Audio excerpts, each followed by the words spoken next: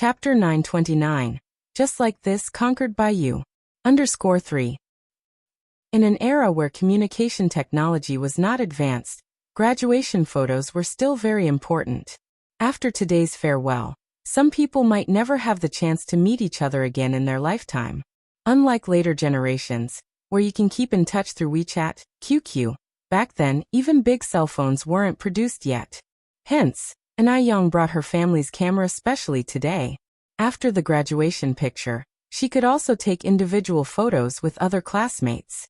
Yang, take several more pictures for us, Han Xiaoyu urged as she and a female classmate struck the classic scissor hands pose. Okay. Young pressed the shutter and took several shots. At that time, not many families could afford a camera, so more and more classmates came to Young for photos.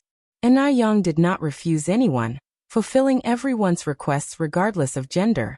After the photos, Young also collected everyone's home addresses, planning to mail the developed pictures later.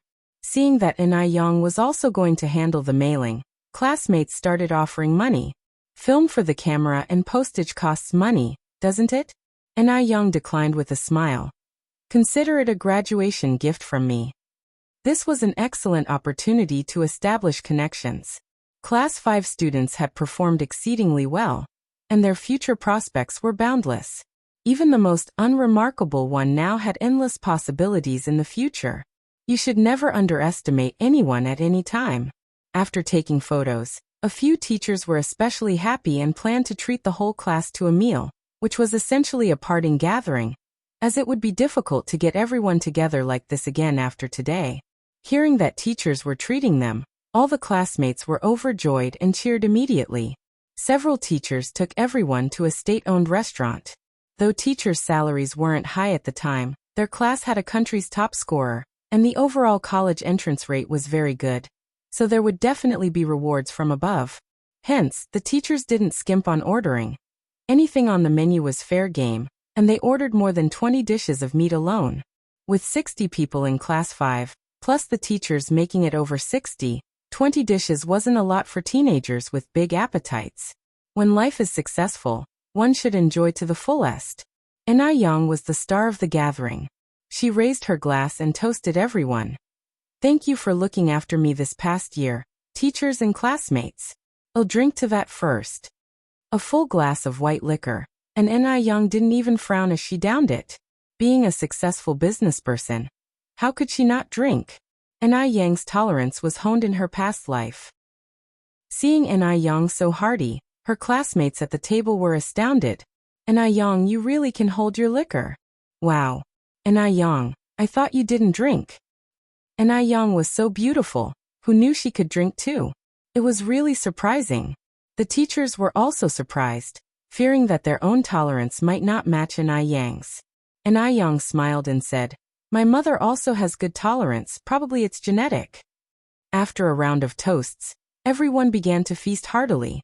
Current times, everyone's home food was generally not rich, but today's meal with meat and alcohol made them extremely happy.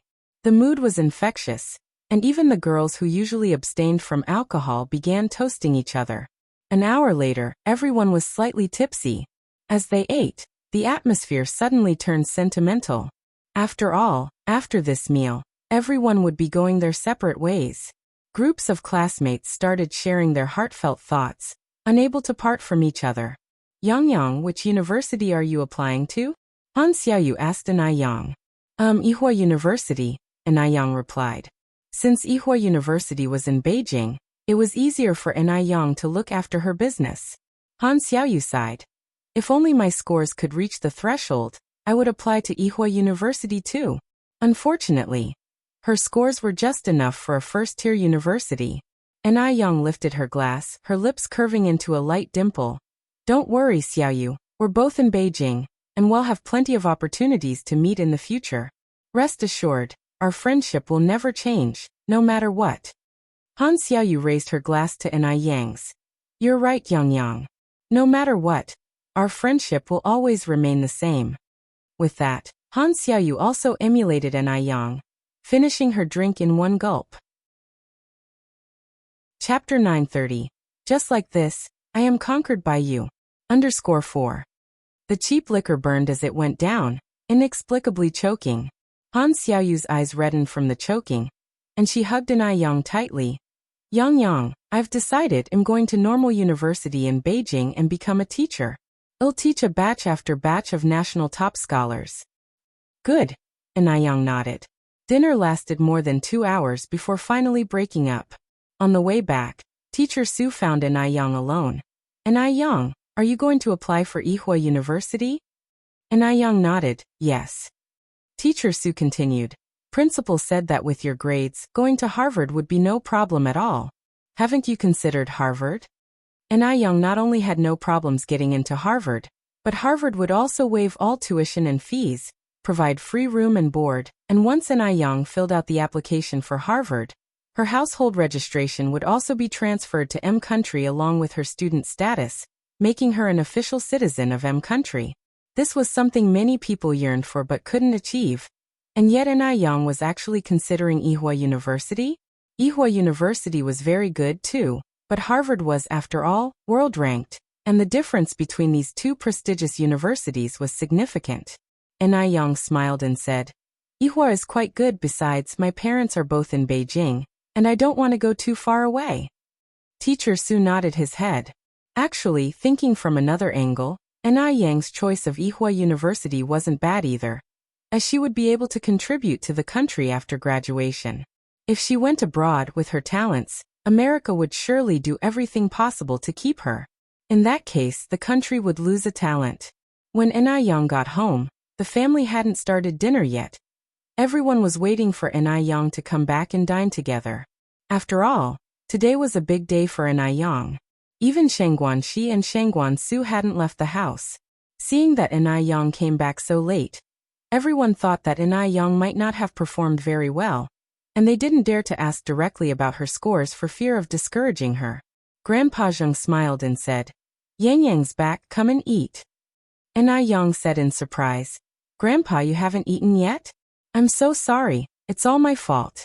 I got carried away and forgot you were all waiting for me at home. Please go ahead and eat.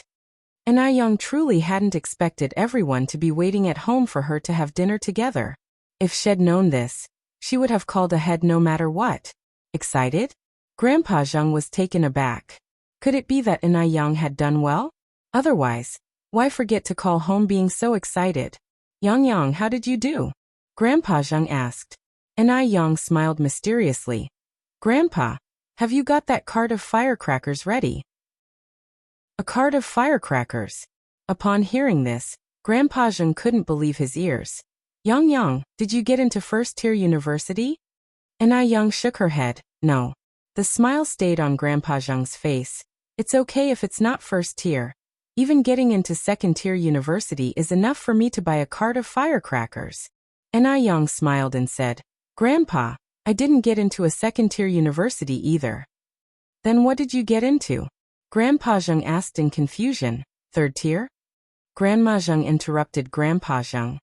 You old fool, is it not a university if it's not one of those tiers? As far as I'm concerned, as long as she gets into any university, that's fine. What's all this about second tier and third tier? Yang, don't listen to your grandpa. Grandma Zheng was a very cultured person and rarely used foul language. Today, she had been irritated by Grandpa Zheng. She was afraid Grandpa Zheng might hurt An Yang's self-esteem. An Yang looked up at the people by the table. Grandma, Grandpa, Grandma, parents, big brother, sister Xiaoxi, I scored 648 points in total, and am this year's science top scholar. As soon as these words came out, the room went silent instantly. Science top scholar? An Yang actually became the science top scholar. Was this an illusion? What? Grandpa Zheng grabbed An Yang's hand. Yang, what did you say? Grandpa, you heard right. Am this year's science top scholar, An Yang said. Grandpa Zheng's voice trembled. Top scholar? Yes, An Yang nodded. Goodness. Science top scholar. Yang, you're not joking with us, are you? Grandpa Zheng was so excited he was almost incoherent. No. An Yang shook her head. Shangguan Shi stood up excitedly. Is it our city's science top scholar? An Yang smiled and said, the national science top scholar. National? My goodness! Grandpa Zheng's eyes welled up with excitement. This must be Grandpa Zheng's ancestors blessing the Zheng family. I'll go notify our relatives right away. Grandma Zheng quickly headed upstairs. Chapter 931 Just like this, I am conquered by you. _5. I also need to tell Furong and the others. Old Lady Shengguan also stood up. The two elders couldn't wait to announce it to the world. Shengguan Su stood up and said, Yang, congratulations. When you become successful, you can't forget your big brother. And Yang smiled and said, Don't worry, I definitely won't. And Cuehua looked at Yang, feeling a flood of emotions, her eyes slightly reddened. Shengguan Dehui knew Yang was smart. From the start, he knew Yang wouldn't perform poorly, but he never expected that Yang would actually top the national science exam. This kid had completely exceeded his expectations. Shengguan Dehui smiled and said, Yang, with your scores, getting into Harvard is no problem at all. It seems this year Beijing University, Yihua University, and Harvard will have a tough competition over you. There are many top scorers, but national top scorers are only 2 each year. All the major universities are vying for them. The lengths they go to snatch the top scorers each year are simply endless. And Yang said, I don't want to go abroad. I want to attend Yihua University. Yihua University? Shengguan Dehui was surprised since he was a professor at Yihua University. And Yang nodded. Yihua University is a century-old institution with strong faculty and a key university. Moreover, it's close to home, so I want to go to Yihua University. In Yang's opinion, Yihua University was not inferior to Harvard. In his past life, some students from Harvard didn't even match up to those from Yihua. As long as you study well, it's the same wherever you are. Shengguan Dehui nodded. That's great, I'll go back and talk to our principal. He'll probably be overjoyed. Yang scored the top national science spot, and the entire Ni family was extremely happy. At night, the news was broadcast on time. Grandpa Zheng, Grandma Zheng, and Old Lady Shengguan sat in front of the TV, glued to the screen, afraid of missing anything. After a while, Grandma Zheng excitedly pointed at the TV and said, Here it comes. Here it comes. Yang is on. Ting ting. Dehui. Xiaoxi. Come quickly.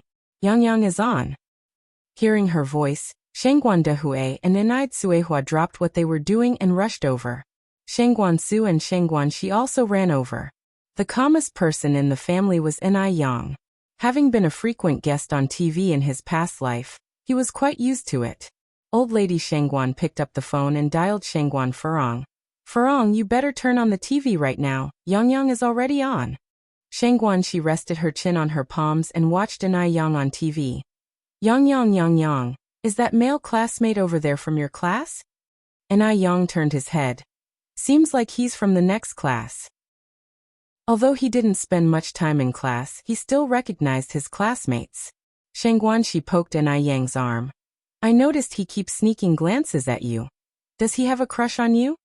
Yang crossed his arms and said narcissistically, Very likely. After all, the people who like me could circle the earth 3 or 4 times holding hands. Haha Yang, you're really narcissistic. Grandma Zheng and Old Lady Shengguan were also amused by Yang. This kid. Grandpa Zheng said seriously, Yang, don't forget you already have a boyfriend now. You can't behave recklessly behind old Six's back. That's wrong. Yang smiling said, Grandpa, don't worry, I won't. I was just joking. Aren't you too unlovely? Demingxian. Du Jiaojiao was watching the news in the living room, just in time to catch the broadcast about this year's national science topper. Du Jiaojiao was about to remark, This science topper is really good looking. Looking closely, wasn't that Yang? Damn. Yang actually became the national top scorer in science. Du Jiaojiao hurriedly called out to Du Yi. Third brother. Come here, something has happened. Du Yi walked out of the study room unhurriedly. What's up? Look at the TV. Quick look. Du Jiaojiao pointed at the TV. Du Yi, still calm and composed, appearing as if he had expected it all along, countered. What's so strange about that?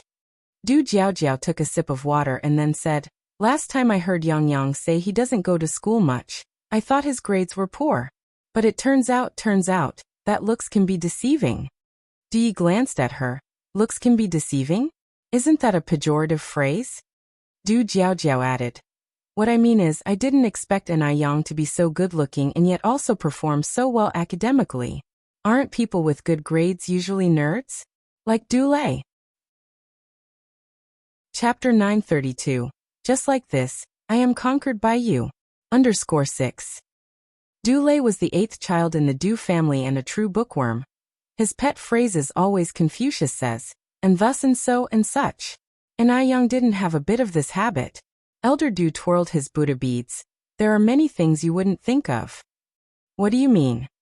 Du Jiaojiao turned back to look at Elder Du. Do you know An Yang well?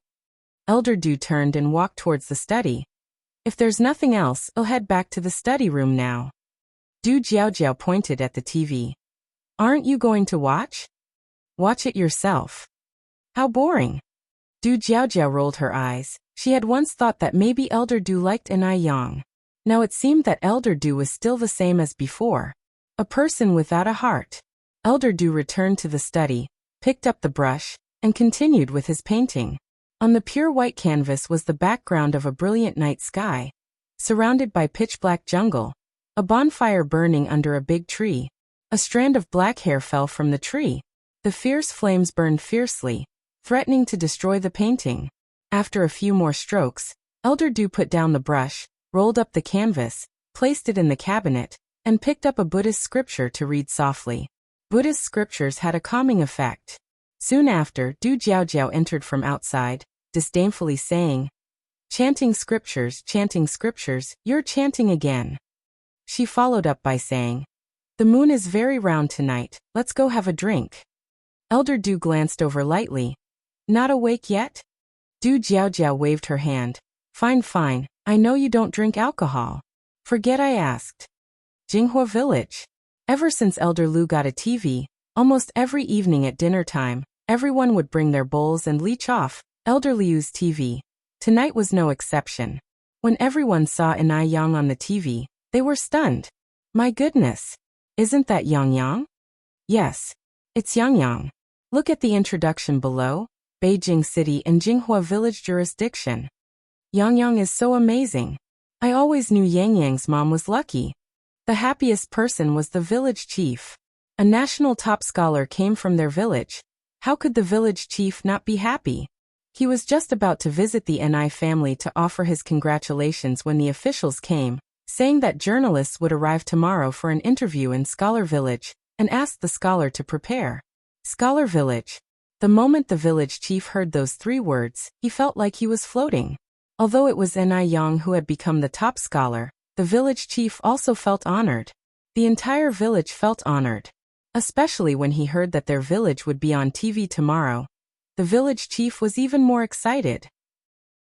Ni Yang had always been their village's lucky star, and now she was the pride of their village. The village chief rushed to the Ni family to discuss the matter with Ni Yang. When the village chief arrived, the Ni family's living room was packed with villagers who had come to offer their congratulations. Everyone was thrilled to hear that their village would be on TV tomorrow. The next day, as promised, journalists came to Jinghua Village for the interview. They casually interviewed a villager from Jinghua Village. Oh, you mean Yang Yang? Yang Yang has always been very polite and especially filial. If my boy were even half as outstanding as Yang Yang, I could die with my eyes closed. Are you here to see Sister An Yang? We are all Sister An Yang's protectors. Yes, we all especially love Sister An Yang. Yang Yang is a good child. Across Jinghua Village, regardless of gender or age, whenever An Yang was mentioned, everyone's face would light up with a genuine smile from the heart. This alone made it clear that An Yang was truly outstanding. This was what it truly meant to be excellent in character and learning. In no time, An Yang had become the proverbial child of someone else that all the parents talked about. She also became a role model for the contemporary youth to follow. In the blink of an eye, another 5 days had passed.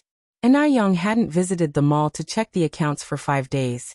And taking advantage of the nice weather today, she cycled to the city. The top scholar of the entire country had quite the influence, and several employees recognized her when she went to check the accounts at the department store. Although Lu Ru had just arrived in Beijing, she had made quite a few good friends there, and upon their recommendations, she had become a fan of the department store's products. Because the products from the department store were just too good to use. As she was queuing, she suddenly spotted a familiar figure.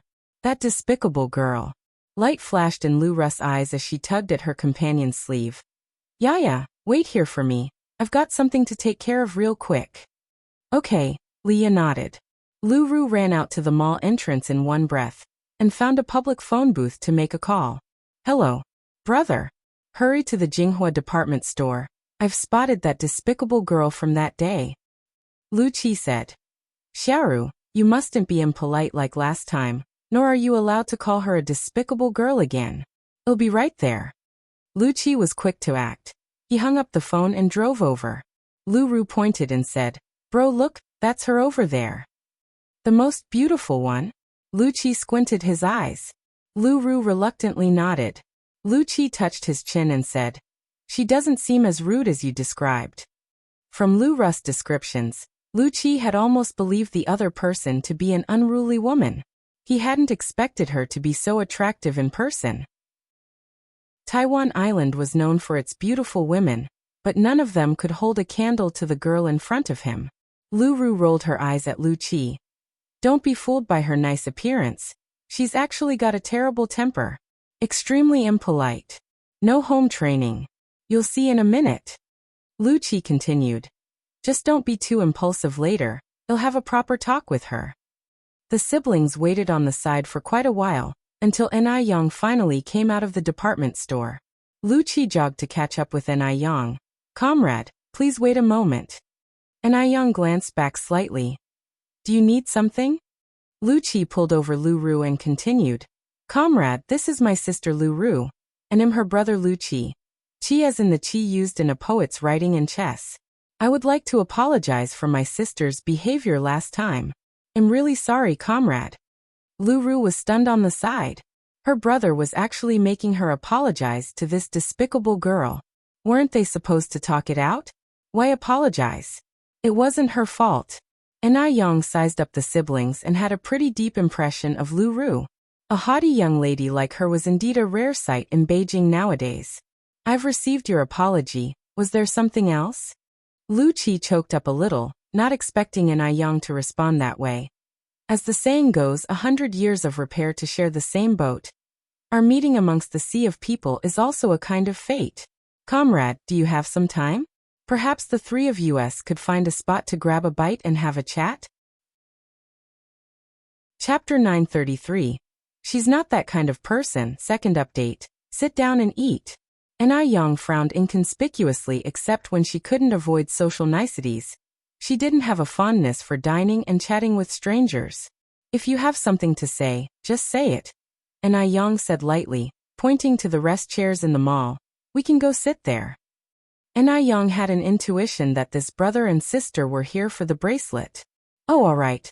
Lu Qi said as he took Lu Ru's hand and walked over. These days, the mall's rest chairs were very simple. Lu Ru sat on the chair reluctantly. If looks could kill, Lu Qi would have died hundreds of times by now. Usually, her brother was quite reliable, but she hadn't expected him to turn into this upon meeting a pretty girl. Just say what you have to say. Enai Yang broke the silence, being the first to speak up. Lu Qi pondered for a moment before saying, Well, comrade, may I boldly ask where you bought the bracelet on your hand? Is there a problem with my bracelet? Enai Yang's brows and eyes were clear and bright. Lu Qi cleared his throat and continued. It's like this.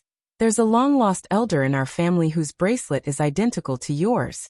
So, we are wondering if the person who sold you the bracelet could be our elder. Enai Yang followed. Are you that sure that the bracelet is your family elder's? Look at this, Lu Qi said. As he spoke, Lu Qi took out an old photo, which didn't capture a person but a jade bracelet. Although it was a black and white photo, the details were captured very clearly. Anyone who knew their stuff would recognize at first glance that the two bracelets were one and the same. Enai Yang took the photo and scrutinized it carefully. After a moment, she handed the photo back to Lu Qi. Lu Qi took back the photo. Comrade, what do you think? Can you believe what I said now? This bracelet truly belongs to my family elder, and frankly, it's also our family heirloom. Comrade, can you tell me where the person who sold you the bracelet is now? Could it be that Lu Qi and Lu Ru were Grandma Liu's descendants? But they didn't look anything like Grandma Lu. Nai Yang's expression remained cool.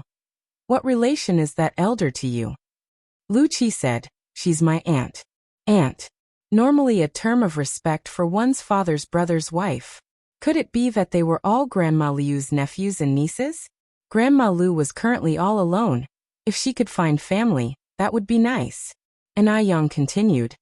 I can't just take your word for it, I need to go back and verify. I think you just don't want to return that bracelet. Lu Ru interrupted. Do you realize that bracelet is our family heirloom?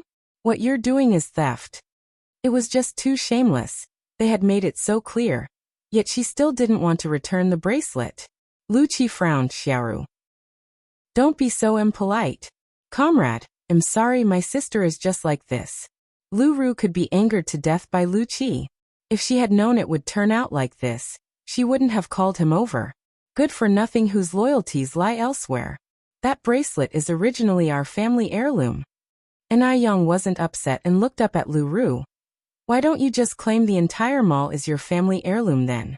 Legally, what you're doing is called slander. Lu Ru was left speechless. Too outrageous. This shameless girl was really just too much. Seeing Lu Ru's mood worsening, Lu Qi quickly pushed her behind him and smiled apologetically to Nai Yang. Don't be angry with her, comrade. My sister, she just didn't grow a brain, you shouldn't stoop to her level. Nai Yang, sensing Lu Qi's attitude was still decent, continued. To tell you the truth, my bracelet was also given to me by an elder from my family. I'll go back and ask her, and check the situation. If it turns out you are telling the truth, I'll let you know her address. By the way, do you know her name? Lu Qi said, I don't know my aunt's name, but she would definitely know my father's name. He is Lu Haoshan. Nai Yang nodded slightly. Okay, I got it. I'll tell her once I get back. Thank you for your trouble. Lu Qi continued. Do you mind telling me your name? Instead of answering directly, Nai Yang asked, will you have time tomorrow? Yes, Lu Qi nodded instinctively. Nai Yang took a watch out of her pocket and checked the time. Then let's meet here at the same time tomorrow afternoon. Agreed, it's settled then. Lu Qi nodded again. After saying this, Nai Yang turned and walked away. Lu Qi watched Nai Yang's departing figure. His lips curved into a silly smile. Brother, why did you just let her go like that? Lu Ru was nearly fuming with anger. Lu Qi didn't turn back as he spoke. Didn't she say she would come again tomorrow? Lu Ru said in exasperation. You believe what a woman says? Who knows if she will show up tomorrow afternoon? Lu Qi said firmly, she's not that kind of person. Chapter 934, Great Beauty. Siblings? Some people, just by looking at their faces, you can tell their character. Lu Qi believed that Nai Yang was not one of those people. Lu Ru snorted coldly. You speak as if you know her so well. I am going back to tell our parents. Let them break your legs. Nai Yang didn't linger in the mall. After meeting siblings Lu Qi and Lu Ru, she went to visit Grandma Lu. Grandma Lu was holding Depang in her arms, watching Huangmei opera. The opera Mengjiang's bitter weeping at the Great Wall brought tears to Grandma Liu's eyes. Grandma Lu. Nai Yang gently tapped on the wooden door. It's you, Yang Yang. Grandma Lu turned around, wiping her tears. Depang meowed, leaping from Grandma Liu's lap onto Nai Yang. Come have a seat. Grandma Lu patted the small bamboo chair beside her. Nai Yang walked over and sat down. After some small talk, Nai Yang brought up the important matter. Grandma Lu, do you know Lu Haoshan? Lu Haoshan. Grandma Lu frowned. I don't know him. Could you think about it a bit more? Nai Yang continued. Grandma Lu shook her head. I still don't recognize that name, Yang Yang. Why are you asking about this Lu Haoshan all of a sudden? Then Nai Yang mentioned the matter concerning siblings Lu Qi and Lu Ru. Their heirloom. Grandma Lu said angrily. What kind of people are these siblings? When did my bracelet become their heirloom? Yang, don't pay attention to them. This bracelet has always been mine. Nobody else's heirloom. And Yang continued. Grandma Lu, could it be possible that they are your long-lost relatives? Their father is called Lu Haoshan. Are you sure you don't know Lu Haoshan? Grandma Lu firmly shook her head. I may be old, but am not senile. Am certain I do not know Lu Haoshan. I suspect they just want to swindle your bracelet, Yang. Don't let them deceive you. Aside from her parents, Grandma Lu had 3 older brothers, 1 younger brother, 8 sisters-in-law, and about a dozen nieces and nephews, all lost during the war. Some died, some disappeared. That year of the war, Grandma Lu had been newly married when the sudden conflict took her husband's life. Whenever she recalled these memories, it became hard for Grandma Lu to breathe. Grandma Lu wiped her eyes, continuing. Now I'm just a lonely old widow. I don't have any relatives left. And Yang took out a handkerchief to wipe Grandma Liu's eyes. Grandma Lu, don't be sad. Aren't you still have me? Yes. Grandma Lu nodded. She felt fortunate to have met Yang in her twilight years. Had it not been for Yang, she might have been gone from this world long ago. In old age, even a common cold or fever could be life-threatening. Once, Grandma Lu had lain in bed for 3 days with a fever. If Yang hadn't come to see her, the grass over her grave would be several meters high by now. That's why Grandma Lu had given Yang her most precious possession. She truly regarded Yang as her own granddaughter. Worried that Grandma Lu might miss out on meeting her relatives, Yang suggested, Grandma Lu, how about I arrange a meeting for you? Better to recognize mistakenly than to miss out on a possible miracle. I don't want to meet. Grandma Lu waved her hand. Decades have passed. If a miracle were to happen, it would have happened by now, not dragged out till today. Since Grandma Lu was unwilling to meet, Yang didn't say much more. The next day, Yang took a set of limited edition skincare products and punctually met at the mall as agreed. When Yang arrived, she found not only the siblings Lu Qi and Lu Ru, but also an elderly man with white hair and a middle-aged woman. Seeing this middle-aged woman, Yang was stunned. How come she felt this person looked so much like Dr. Jiang? The features were at least 70 or 80% similar, only much younger than Dr. Jiang. Just then Yang suddenly remembered, the siblings Lu Qi and Lu Ru had come from Taiwan Island. Could this person be the one Xiaozhou was talking about? Was she the one investigating Dr. Jiang? What was her relationship with Dr. Jiang? Was she Dr. Jiang's illegitimate daughter? What hidden stories lay beneath all this? Yang subtly furrowed her brow. You're here, comrade. Lu Qi, seeing Yang, greatly relieved. He knew Yang was not the type to break promises. Yang nodded. Chapter 935, Great Beauty. Siblings? Lu Qi continued. This is my father, and this is my mother. Yang was taken aback. Before Lu Qi introduced them, she had thought that the white-haired old man was Lu Qi's grandfather, and that the middle-aged woman and that man were father and daughter. But it turned out they were husband and wife. It really was an odd match. Lu Qi added, My parents are very concerned about my aunt's condition, so they came with me. Please don't mind, comrade. Yang smiled politely and greeted Lu Qi's parents. Lu Qi then introduced Yang to his parents. Mom, Dad, this comrade is the one who might know about my aunt. Seeing Yang, Liu's father was visibly excited, eyes reddening. Young comrade, what's your name? With an apologetic expression, Yang said, Uncle, I might disappoint you. I checked with my family's elder last night. She said she does not know you or Lu Haoshan. How could this be? Lu Ru's face changed. I think you haven't even told my aunt. You just want to keep our family heirloom for yourself. Xiaoru. Liu's father frowned, scolding Lu Ru. Liu's father had never lost his temper with Lu Ru before. This was the first time. Startled, Lu Ru immediately shut her mouth, glaring resentfully at Yang. Wretched girl. Liu's father looked at Yang and continued. Young comrade, there are too many twists and turns that I cannot explain to you all.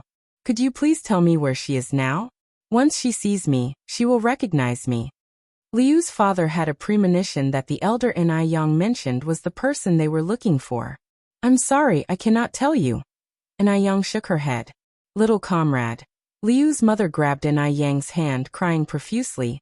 We have been looking for our child's aunt for decades. Over the years, we haven't eaten or slept well. She has suffered so much alone, and now she is old. We want to bring her back to enjoy her twilight years. Please, young comrade, would you do us this favor? I'm begging you. Liu's mother covered her face as she cried, while discreetly eyeing the jade bracelet on Yang's wrist. Exquisite, clear, its brilliant verdant color interspersed with streaks of translucent white. Smooth and flawless. It was a top-grade jade. This was their family's heirloom. How could it have ended up on someone else's wrist? Liu's mother wished she could remove the jade bracelet from Yang's wrist that very moment. Yang said, Auntie, you're really mistaken. My family's elder is not the person you're looking for. Perhaps it was because Liu's mother looked somewhat like Dr. Jiang that Yang had no particularly good feelings toward her. Moreover, since Liu's mother was asking about Dr. Jiang's whereabouts, this meant Dr. Jiang must have some connection to her. The saying about the company one keeps influencing one's behavior is not without basis. Lu Qi stepped forward. Comrade, don't rush to deny it. Whether she is my aunt or not, we'll find out after we meet. Please just help. My aunt is already 78 this year. If we miss this chance, we might never get to meet her in this lifetime, and some regrets last forever. Liu's mother hurriedly said, Yes, young comrade, whether she is my long-lost older sister, the children's aunt, you can't decide, neither can we. We need to meet her to conclude. With the bracelet here, they were sure they wouldn't mistake the person. The person must be senile to have given such a valuable heirloom to someone else. Yang shook her head. I'm sorry, my family's elder refuses to meet you. Yang couldn't speak on behalf of Grandma Lu to agree to their request.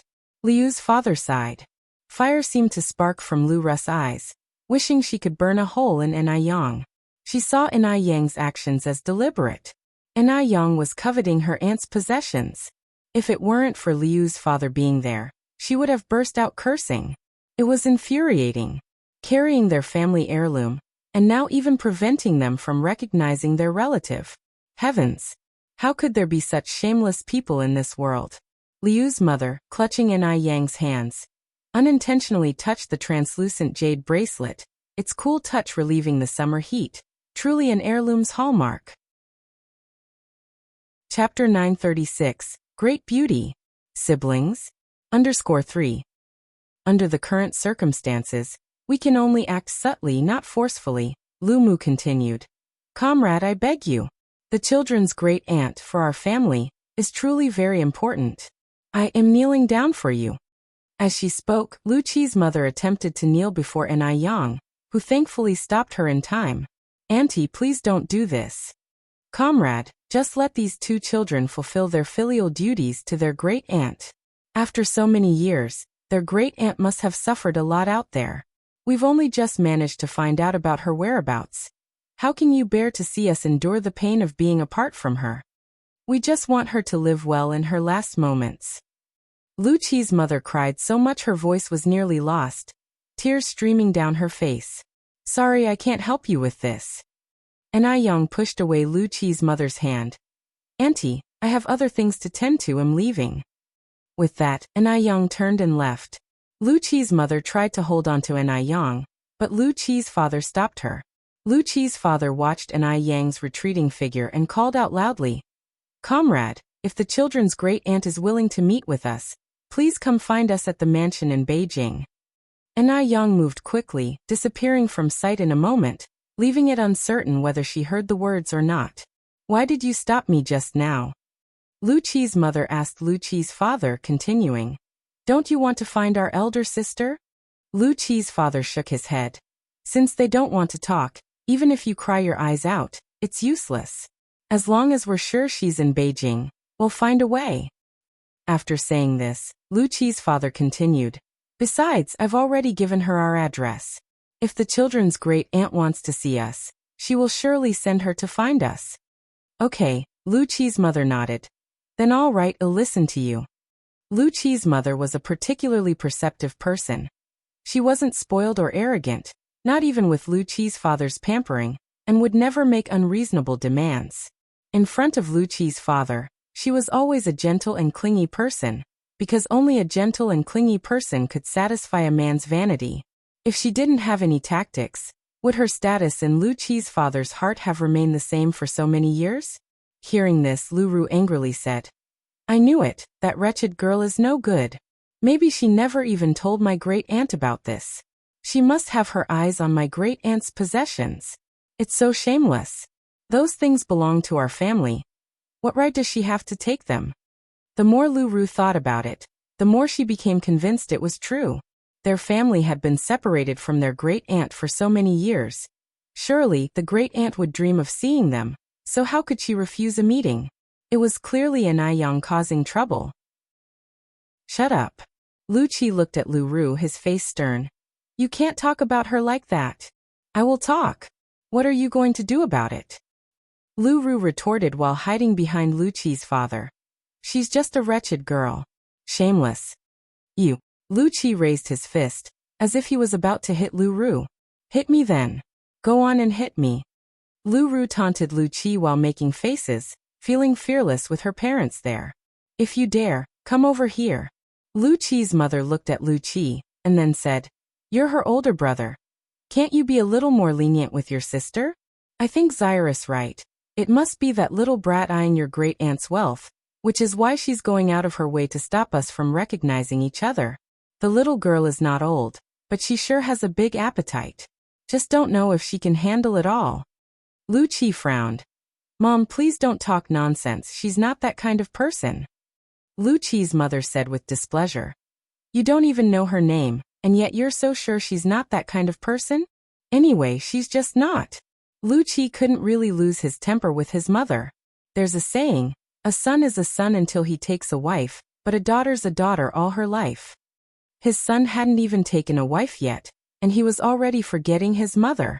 Thinking of this made Lu Qi's mother's brow twitch. Could that little girl be doing this on purpose? Was she deliberately trying to draw Lu Qi's attention, intending to marry into the Lu family? No. She absolutely couldn't let such a thing happen. Lu Qi's mother looked at Lu Qi. "Xiaoqi, you've always been a very sensible child. I hope you can think this through properly. That little girl is definitely not ordinary. She might be setting a trap for you." Lu Qi nearly laughed at this remark. "Mom, please be sober, will you? At this point, she doesn't even bother to give us a second glance. Do you think she would waste her energy setting a trap for me?" Chapter 937. Great Beauty. Siblings. _4. He did want an Yang to set a trap for him. If an Yang was willing to set a trap, he would definitely jump right into it. But the problem was she simply didn't bother to do so. Lu Qi was very self-aware and had a good eye for people. He could tell that an Yang was different from the other girls he had met before. Liu's mother glanced at Lu Qi and then said, "I don't care, but let me say this up front. My future daughter-in-law must be chosen by me personally. Not just anyone can enter the Lu family's door." "I know," Lu Qi replied in a muffled voice. Liu's father timely interjected. "That young lady just now, she isn't that kind of person. Wentong Yuan Xiaoru. If you meet her again, make sure not to say anything rude. Who knows, all these years, your aunt may have relied on that young lady quite a bit." Liu's father could see that An Yang was not the type of girl who was greedy for money. Jiu Wentong always followed her husband's advice, and upon hearing this she nodded and said, "Yes, I know. My sister has suffered so much over the years, I'm fully aware. I'm not targeting that young girl we just met. I'm just worried that our Xiaoqi might be deceived. You know how naive our child has been since he was young, unaware of how much he's been taken advantage of by girls." After speaking, Jiu Wentong continued, "I wonder how my sister is doing now, whether she's healthy. I really want to bring her here to stay with us soon, to let her enjoy a few good years." Liu's father sighed. From the looks of that young comrade, she probably hasn't suffered much this year. Lu Ru chimed in. "Almost every day, Mom prays for blessings for my aunt, even after coming to Beijing. She has not stopped. Surely heaven has been moved by my mom's sincere heart. That's why my aunt hasn't suffered." Jiu Wentong said a bit embarrassedly, "Xiaoru, what are you talking about? It's only right for me to pray for blessings for your aunt. Liu's father patted Jiao Wentang's hand. Wentang, you've worked hard these years. Xiaoru is right. It must be your sincere heart that touched heaven. Jiao Wentang simply smiled without speaking. At this moment, not replying was the best reply. Following behind, Lu Qi said speechlessly, Mom and Dad, can we please stop promoting superstitious beliefs? If heaven really could be moved by my mom, then our whole family wouldn't need to work. No one in the entire country would need to work. We could all just sit at home and pray for blessings every day. It's up to us to make things happen. If Auntie didn't have someone to take care of her, who knows what might have happened by now? Upon hearing this, Jiao Wentang felt a surge of anger in her chest, stuck somewhere between rising and falling, making her very uncomfortable, always ruining her moment. Is this really her own son? Unfortunately, Jiao Wentang had no way to retort. Liu's father looked at Lu Qi. Regardless of whether it's useful or not, this is your mother's sincerity. I believe your aunt can definitely feel it. Jiao Wentang was a rare good wife and mother. When Liu's father first married Jiao Wentang, he was worried that this little spoiled wife might become arrogant. Later, he realized he had been overly concerned. Jiao Wentang had not only not become arrogant, but was exceptionally gentle. In Jiao Wentang, Liu's father even found a sense of his younger days. Right. Lu Ru nodded. Auntie can definitely feel it. After leaving the mall, Yang didn't go home immediately but made a stop at Demingxian. Today was Du Jiaojiao's birthday, and she had invited her a week ago. Du Jiaojiao didn't have many friends in Beijing, so the birthday was not a big celebration. Including Yang, there were only 3 people. Fu Xiaoshuang didn't come this time. This surprised Yang, as last time it seemed that Fu Xiaoshuang and Du Jiaojiao were good friends. Why didn't she come? As a rival in love, Yang had a deep impression of Fu Xiaoshuang. Yang is here. Seeing Yang, Du Jiaojiao immediately came over. Let me introduce you. This is Wang Hingyang and Li Yao, good friends of mine and my younger brother. Wang Hingyang, Li Yao, this is Yang, her full name is Yang. Yang took the initiative to greet them. Mr. Wang, Miss Li. Wang Hingyang and Li Yao, who were both very enthusiastic, promptly stood up. Miss Ni. Du Jiaojiao laughed and said, What's with this Mr. and Miss? It's too formal. We're all friends here, just call each other by names. Chapter 938. Great Beauty. Siblings? _5. They quickly became acquainted, going back and forth like this. Wang Hingyang said, We've been sitting here for so long, why hasn't Master Du shown up yet? Li Yao was also quite puzzled. Du Jiaojiao laughed and said, He's chanting scriptures in the Buddha hall. Really, I don't know what joy there is in living like that. Wang Hingyang said, Master Du truly is as constant as ever. Everyone in their circle knew that Master Du practiced vegetarianism and chanted Buddhist scriptures, but few knew he could keep it up for so long. Du Jiaojiao continued, Hingyang Li Yao, you've just arrived in Beijing. You mustn't have dined at Heavenly Colors yet. Today I'll take you there. I guarantee you'll find it irresistible after just one meal. By the way, Yang, have you been to Heavenly Colors? At this point, Du Jiaojiao turned her head to look at Yang. Yang nodded. I've been. Du Jiaojiao then said, How was it? The food at Heavenly Colors is amazing, isn't it? It's indeed quite good. Yang unconsciously touched her nose. This shouldn't count as self-praise, right? Hearing Du Jiaojiao glorify Heavenly Colors, Wang Hingyang and Li Yao were skeptical. Just another restaurant. Could it really be that miraculous? In Shun City, what restaurant hadn't they tried? What delicacies from mountains and seas hadn't they tasted? Seeing their disbelief, Du Jiaojiao chuckled. Once you go, you'll understand. Yang, could you check in the Buddha hall how much longer my third brother will be? We're eager to go have dinner. Du Jiaojiao and Yang were quite casual with each other. She often sent Yang on errands, and Yang did the same with her. Mainly, while Master Du was chanting in the Buddha hall, the household staff didn't dare to disturb him, but Yang was different. After all, Yang was Mo Kishin's girlfriend. He wouldn't get angry with her no matter what. Okay. Yang put down her cup and walked towards the Buddha hall. As Li Yao watched Anai Yang's figure disappear in the direction of the door, she whispered softly, "Oh my God! That girl is so beautiful. Jiao Jiao, how do you know her?" Du Jiao Jiao said, "She's my third brother's good friend's girlfriend. She even saved my third brother once by some fluke." Li Yao nodded. "Oh, I see. It's a pity she settled for a boyfriend looking that gorgeous." Du Jiao Jiao was taken aback. How is being beautiful related to having a boyfriend? Li Yao continued, "If I were as beautiful as her, I definitely wouldn't settle down so early.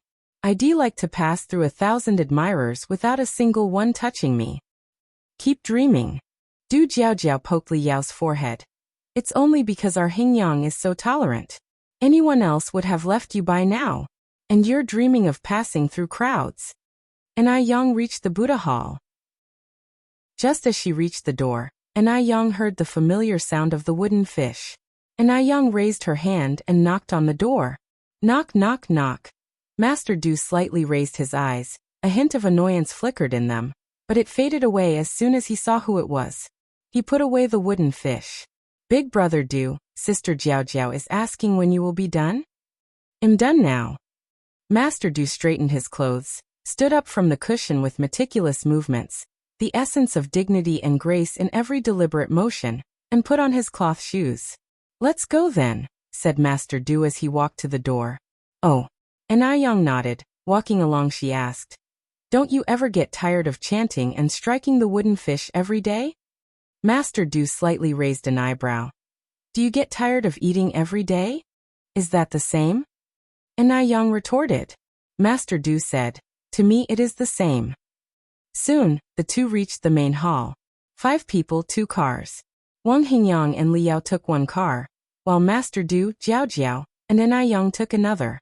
Master Du sat in the front passenger seat, while Jiao Jiao and Anai Yang were in the back seats. Perhaps due to some fateful connection, Jiao Jiao became exceptionally talkative whenever she saw Anai Yang. Perhaps sitting in front felt bothersome after a while. Master Du slowly leaned back, his hands turning Buddha beads, and began to meditate with his eyes closed.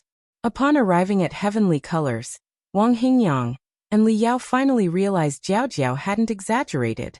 Heavenly Colors was truly outstanding. Both visual and gustatory experiences were top-notch.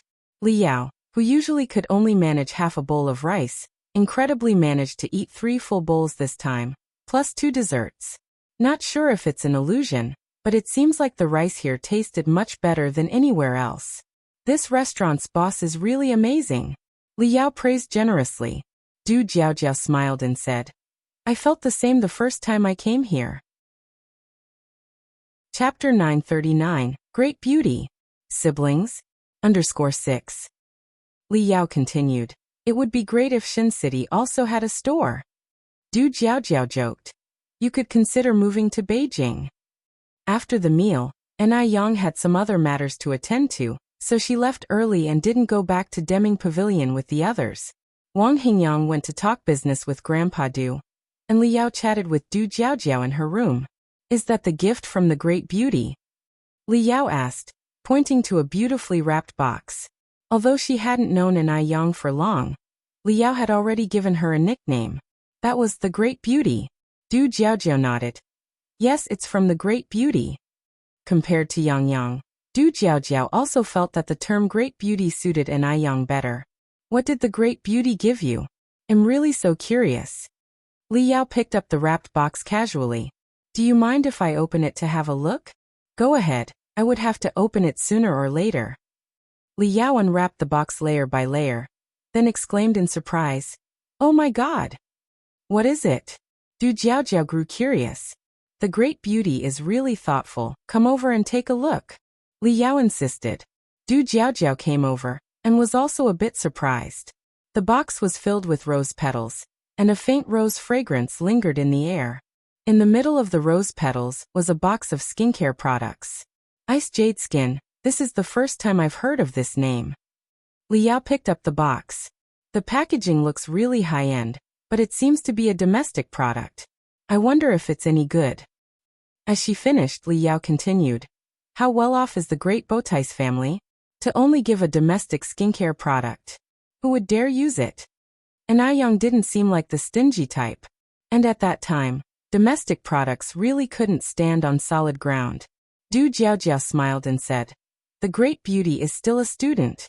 She mentioned this skincare product to me before, and it must be because she found it suitable for her use that she gifted it to me. Just in time. My skin has been a bit dry these days, and I've even had some acne. I'll try Ice Jade Skin tonight." Previously, when Yang had talked about it, Du Jiaojiao hadn't taken her words seriously, sharing the same sentiment as Li Yao. However, now that it was a gift from Yang, she certainly couldn't let down Yang's kindness. Li Yao continued, "Even though it's from the great beauty, you should still be careful. Remember, your skin is sensitive." Back in that era, the concept of sensitive skin wasn't established, but Li Yao and Du Jiaojiao traveled abroad often and knew much more than the average person. "I know." Du Jiaojiao nodded. Du Jiaojiao didn't just talk the talk. Although she had sensitive skin, she washed her face very carefully with the face wash as per the instructions when she took a shower in the evening.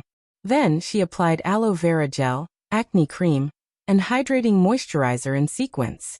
These products felt cool and comfortable on her skin, without the stinging sensation she had anticipated, which surprised Du Jiaojiao. It seemed that Ice Jade Skin, although a domestic brand, was much better than she had expected. Du Jiaojiao was looking forward to the future results.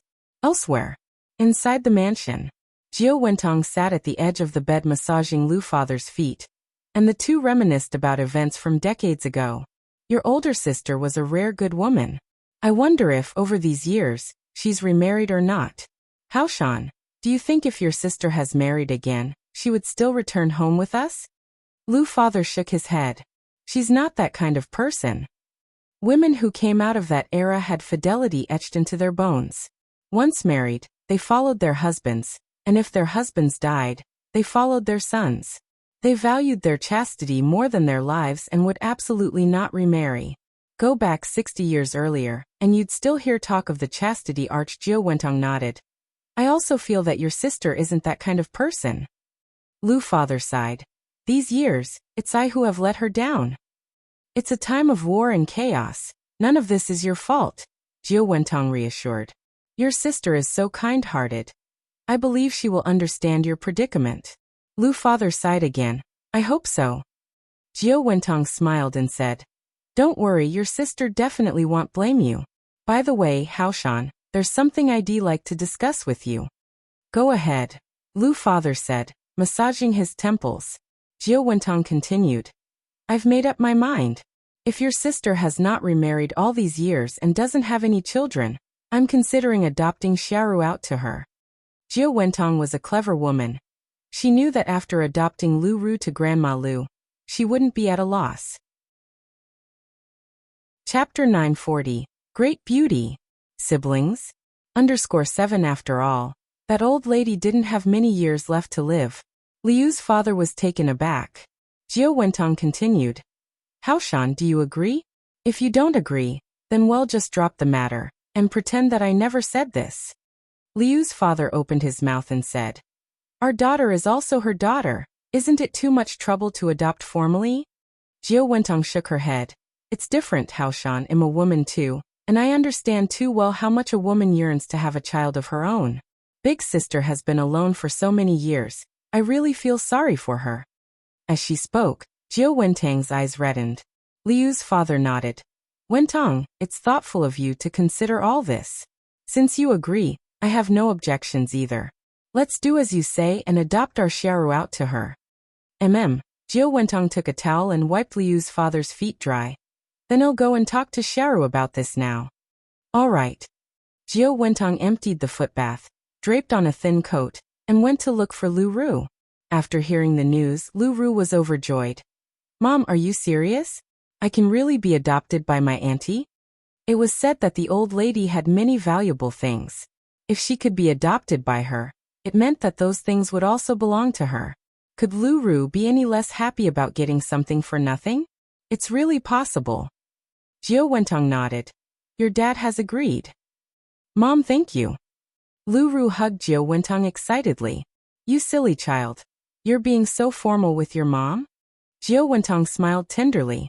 Having married Lu Haoshan for so many years, her greatest pride was this pair of children. Although Lu Qi always annoyed her, children are thoughtless, and besides he was her own flesh and blood, she wouldn't hold it against him. So when can we go see my auntie? Lu Ru continued to ask. Jiao Wentong said, your dad has already had someone check on it. We should know soon. Don't rush or you'll spoil it. Lu Ru nodded. I understand. Jiao Wentong continued. Xiaoru, after you meet your auntie, you really need to temper your attitude. Your auntie was brought up with the old society's traditional education, and likes those graceful and dignified young ladies. You must not clash with your auntie, it would upset your father. Lu Ru smiled and said, unless I'm crazy, I wouldn't clash with auntie. Don't worry, I'll take good care of her. That's good. Jiao Wentong nodded in satisfaction. Truly a daughter she had raised herself, she understood with just a hint. After leaving Lu Ru's room, Liu's father was already asleep in bed. People become like this as they age.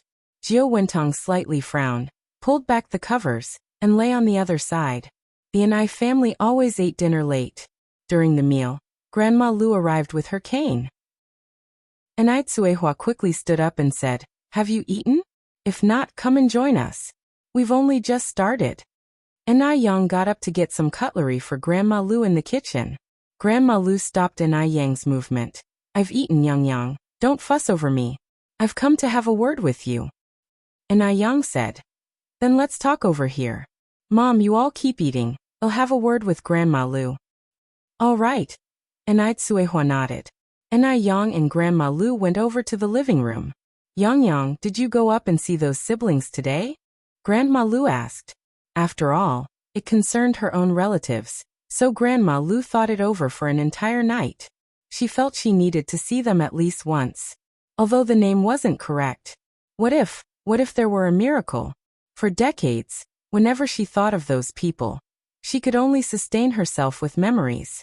I've been there. Anai Yang nodded, telling the truth. The parents of those two siblings came too. Their mother called you big sister, and said they wanted to take you back to enjoy your old age. Grandma Lu was the person concerned, and she had the right to know the truth. Big sister. How many years had it been since Grandma Lu heard this address? Ever since her younger brother and sister-in-law had passed, she hadn't heard it. For a moment, Grandma Liu's eyes turned slightly red. Yang, after thinking it over, I want to see them. I'm still clear-headed now, and won't mistake my own relatives, and if they really are my younger brother and sister-in-law, then we would miss out. Could you arrange a time for us to meet? She was also of quite old age now, and who knew when she might pass away. Before dying, she didn't want to leave with regrets. Anai Yang nodded. Sure, I'll make another trip there tomorrow. All right, Grandma Lu nodded. Then that would trouble you, Yang. Anai Yang smiled. It's no trouble at all, it's what I should do. This is nothing. Anai Yang also hoped that Grandma Lu would find her relatives, and then be able to enjoy her sunset years. Having been separated from her family for so many years due to the troubled times, the old lattice life had been too hard. The next day, Anai Yang drove to the address mentioned by Lu's father the day before. When she arrived, Lu Qi was just about to leave the house. Seeing Anai Yang, Lu Qi said in surprise, Comrade, why have you come? Anai Yang smiled slightly. My name is Anai Yang, just call me by my name. It's Grandma Lu who asked me to come. She would like to see you all. Now that Grandma Lu had decided to see them, Anai Yang no longer hid her real name. On hearing this, Lu Qi was overjoyed. Really? Anai Yang nodded. Really? Are your parents free now? If they are, come with me. Lu Qi glanced behind Anai Yang and then asked, Did your family's driver bring you here? I drove here myself, Anai Yang replied. Lu Qi said, You are amazing. My little sister can't even drive. In this era, it was rare for women to drive. Anai Yang didn't continue the topic and then said, Are your parents free now? If not, I can leave the address with you. If they are, I can take you there now to avoid you having trouble finding it later. Lu Qi eagerly nodded. Free. They're free. Come inside with me, and I'll go tell my parents right away. They'll be very happy to hear this news. and Aiyang followed Lu Qi inside. The mansion the Lu family lived in was extraordinarily luxurious. Without certain status and position, one really couldn't live in such a place. The servant was very courteous and hurriedly brewed tea for Aiyang. Lu Qi then said, Aiyang, you wait here for a moment, I'll go find my parents. They're upstairs. Okay, Aiyang nodded. Upstairs. Lu father and Jiu Wentong, upon hearing the news, were very happy. They were planning to sleep in, but now they didn't feel like sleeping anymore and quickly got dressed. Xiaoqi, go call your sister. Got it. Lu Qi went to Zaira's room. Xiaoru also changed her lazy attitude, and upon hearing that they could go to Grandma Liu's place, she got up at once. Knowing Grandma Liu liked the delicate damsel type, she even specifically changed into the cheongsam she had bought last time. After calling everyone, Lu Qi went downstairs. Aiyang, just wait a little longer, they'll be down soon. Okay. Aiyang picked up the cup and took a sip of tea. Chapter 941. The truth emerging from the surface. Lu Qi took 2 plates of exquisite pastries from the servant's hands and placed them on the table. These are our Bay Island specialties, pineapple cake and red turtle cake, have a taste. Thank you. Lu Qi sat opposite Aiyang, unsure of what to do with his hands and feet. This was clearly his home, yet he felt more nervous than Aiyang. In contrast, Aiyang showed no hints of strangeness in her expression. Her calm demeanor as if she were the hostess. Her presence was naturally awe-inspiring. Such a unique aura could not be mimicked by the average person. Eat the pastries. Lu Qi pushed the pastries towards Aiyang. With polite insistence, Aiyang reached for a pineapple cake. The crust was crispy and delicious, the filling soft and sweet. It tastes really good. Lu Qi's face flushed for a moment. Somewhat embarrassedly he said, if it's good, feel free to have a few more pieces. Aiyang's gaze swept inconspicuously in the direction of the staircase. Are your uncle and aunt from inland? Lu Qi first paused, then nodded. Yes, my dad and mom are both from inland. My dad stayed on Bay Island for some irresistible reasons, and has now settled in Bay Island, having not returned to Beijing for many years. Do inlanders get used to living in coastal cities? Aiyang asked. Bay Island is surrounded by sea on all sides, and the climate is very different from the land. It's fine for just traveling, but if you're a native northerner, living in a coastal city would definitely be quite uncomfortable. Lu Qi said, we were born and raised on Bay Island since we were young, and are already used to its climate. My mom was originally from the south anyway, where the climate is similar to Bay Islands. My dad has spent half his life on Bay Island, so even if he wasn't used to it, he should be by now. Aiyang expressed her surprise. So Auntie is from the south? I am also from the south. Which part of the south is Auntie from? Dr. Jiang's family is originally from Beijing. Beijing and Haiqing are thousands of kilometers apart. In days before the widespread use of communication technology, people living so far apart would hardly have any connection. Moreover, the chance of being an illegitimate daughter was also not likely. Dr. Jiang went overseas with Zhaoqing 22 years ago, and when she returned to her country 12 years later, she was already 34 years old. Dr. Jiang is only 68 years old this year. And although Liu's mother looks young, she must be at least in her 40s or 50s. The ages don't match up. The only possibility is that Liu's mother is Dr. Jiang's younger sister, who had died many years ago, Jiang Ji. Really? Lu Qi responded with astonishment. That is such a coincidence. My mom seems to be from Haiqing City. Aiyang said with a smile. That is quite a coincidence. I am also from Haiqing City. Haiqing City. Now that's interesting. Aitsuehua just happened to be trafficked to Haiqing City. Hearing this, Lu Qi was very excited. What a fortuitous encounter this must be. As the words fell, Aiyang continued. May I ask what Auntie's last name is? Lu Qi, eager to make an impression in front of Aiyang, promptly revealed his mother's full name. My mom's name is Jiu Wentong, Jiu as in Yangtze River, Wen as in culture, and Tang as in crabapple. Oh, Aiyang nodded. There seem to be very few families with the surname Jiu in our village. I was wondering if Auntie might be from the same village as me. My mom is from Xiaomu village, Lu Qi said. Xiaomu village? And Yang thought for a moment. I haven't heard of this village. It must be far away from the village we used to live in. In fact, Enai Quihua's adoptive father's home was in Xiaomu village. Xiaomu village was right next to Dam village. Which village are you from? Luqi asked next. I'm from Dam village, Enai Yang said. Oh, Luqi scratched his head. I don't think my mom has mentioned this village. The two chatted idly for a while. Soon Liu's parents and Lu Ru came down from the upstairs. Seeing his parents come down, Luqi excitedly walked over. Mom, it turns out Enai Yang is also from Haiqing City, your fellow townsman. She is from Dam village in Haiqing City. Mom, do you know Dam village? Jiu Wentong first paused, then said, Mom has been away from Haiqing for such a long time now. Who would remember that? Hearing this, Enai Yang raised her eyebrows slightly. This Jiu Wentong is quite interesting. If Jiu Wentong really was from Xiaomu village of Haiqing City, she wouldn't be unaware of the neighboring village. Even though time can dilute everything, it never changes the sounds of one's hometown, or the longing for it. The only explanation is that Jiu Wentong has some unspeakable secrets. Liu's father approached Enai Yang. Comrade Enai Yang, if I may ask boldly, what is your relation to the child's great-aunt? How should we address you? Chapter 942.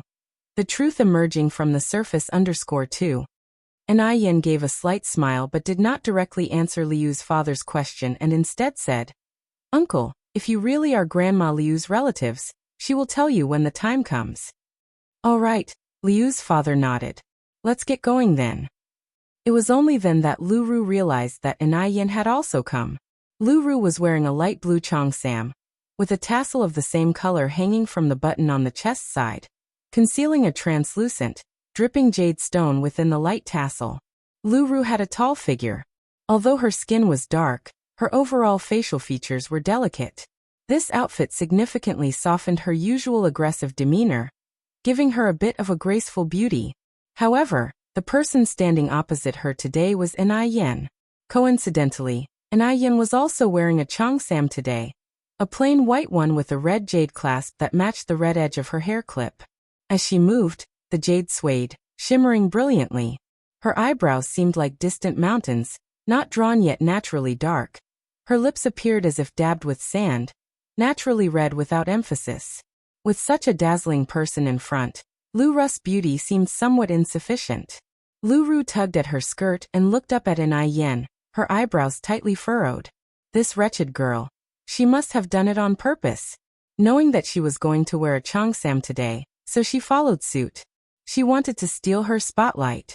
Perhaps she wanted to compete for affection as well. She aimed to steal Grandma's love, and then take the opportunity to swindle Grandma's property. Shameless.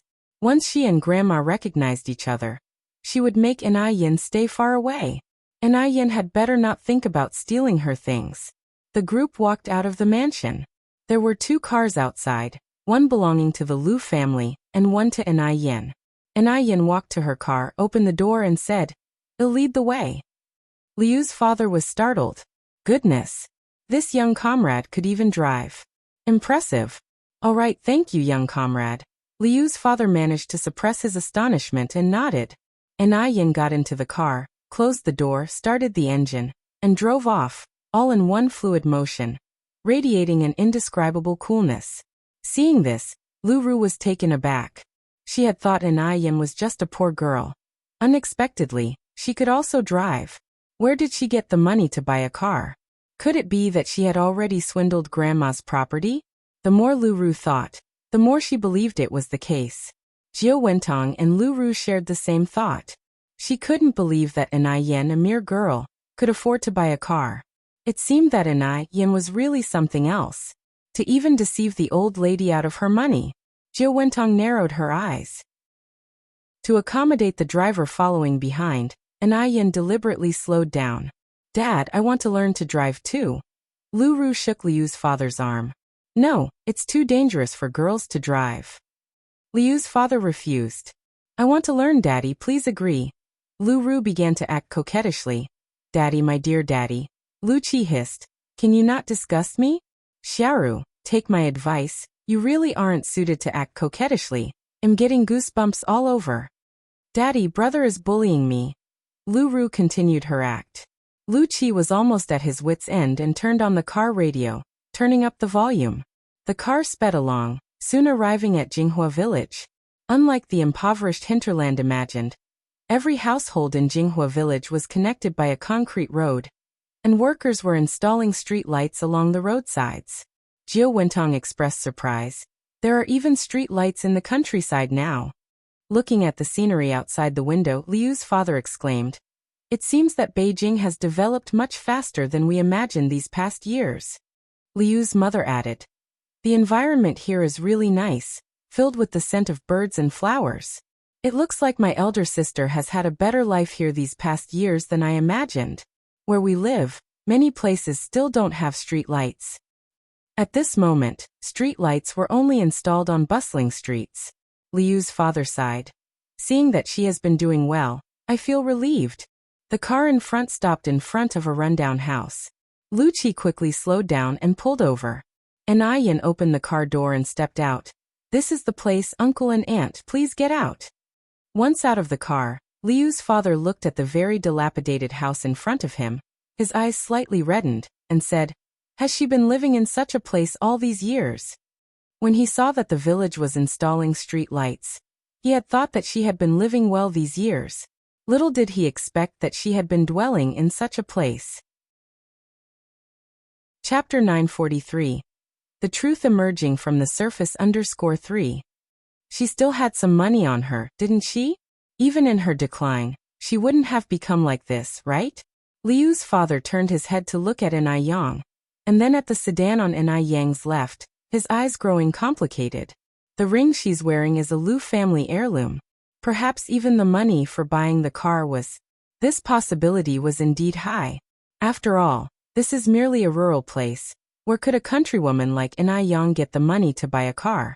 Her sedan was imported and would cost at least 100 and several tens of thousands. Enai Yang continued.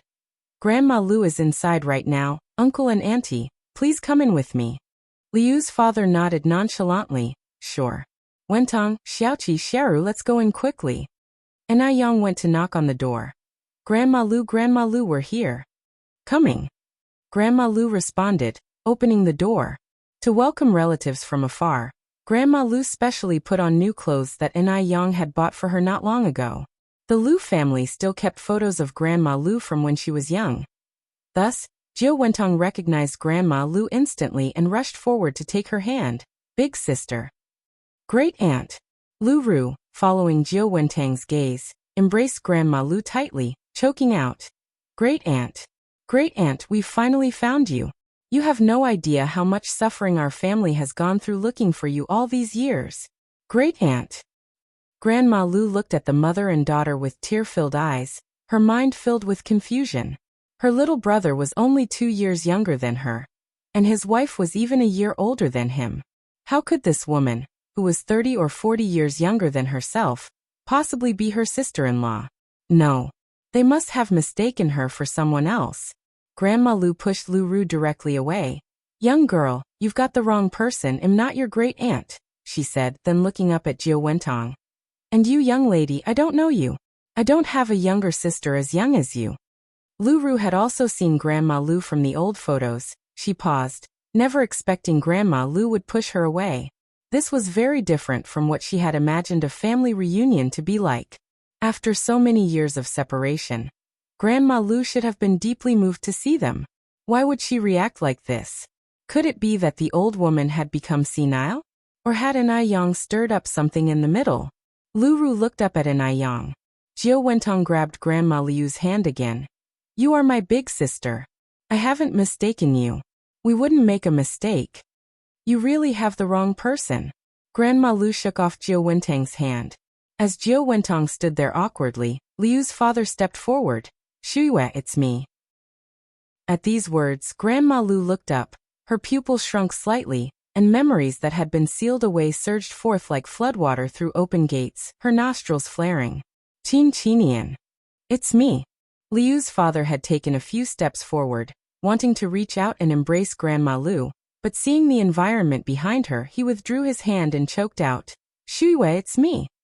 Time had aged them, and now they faced each other, unable to turn back the years. Old friends reunited.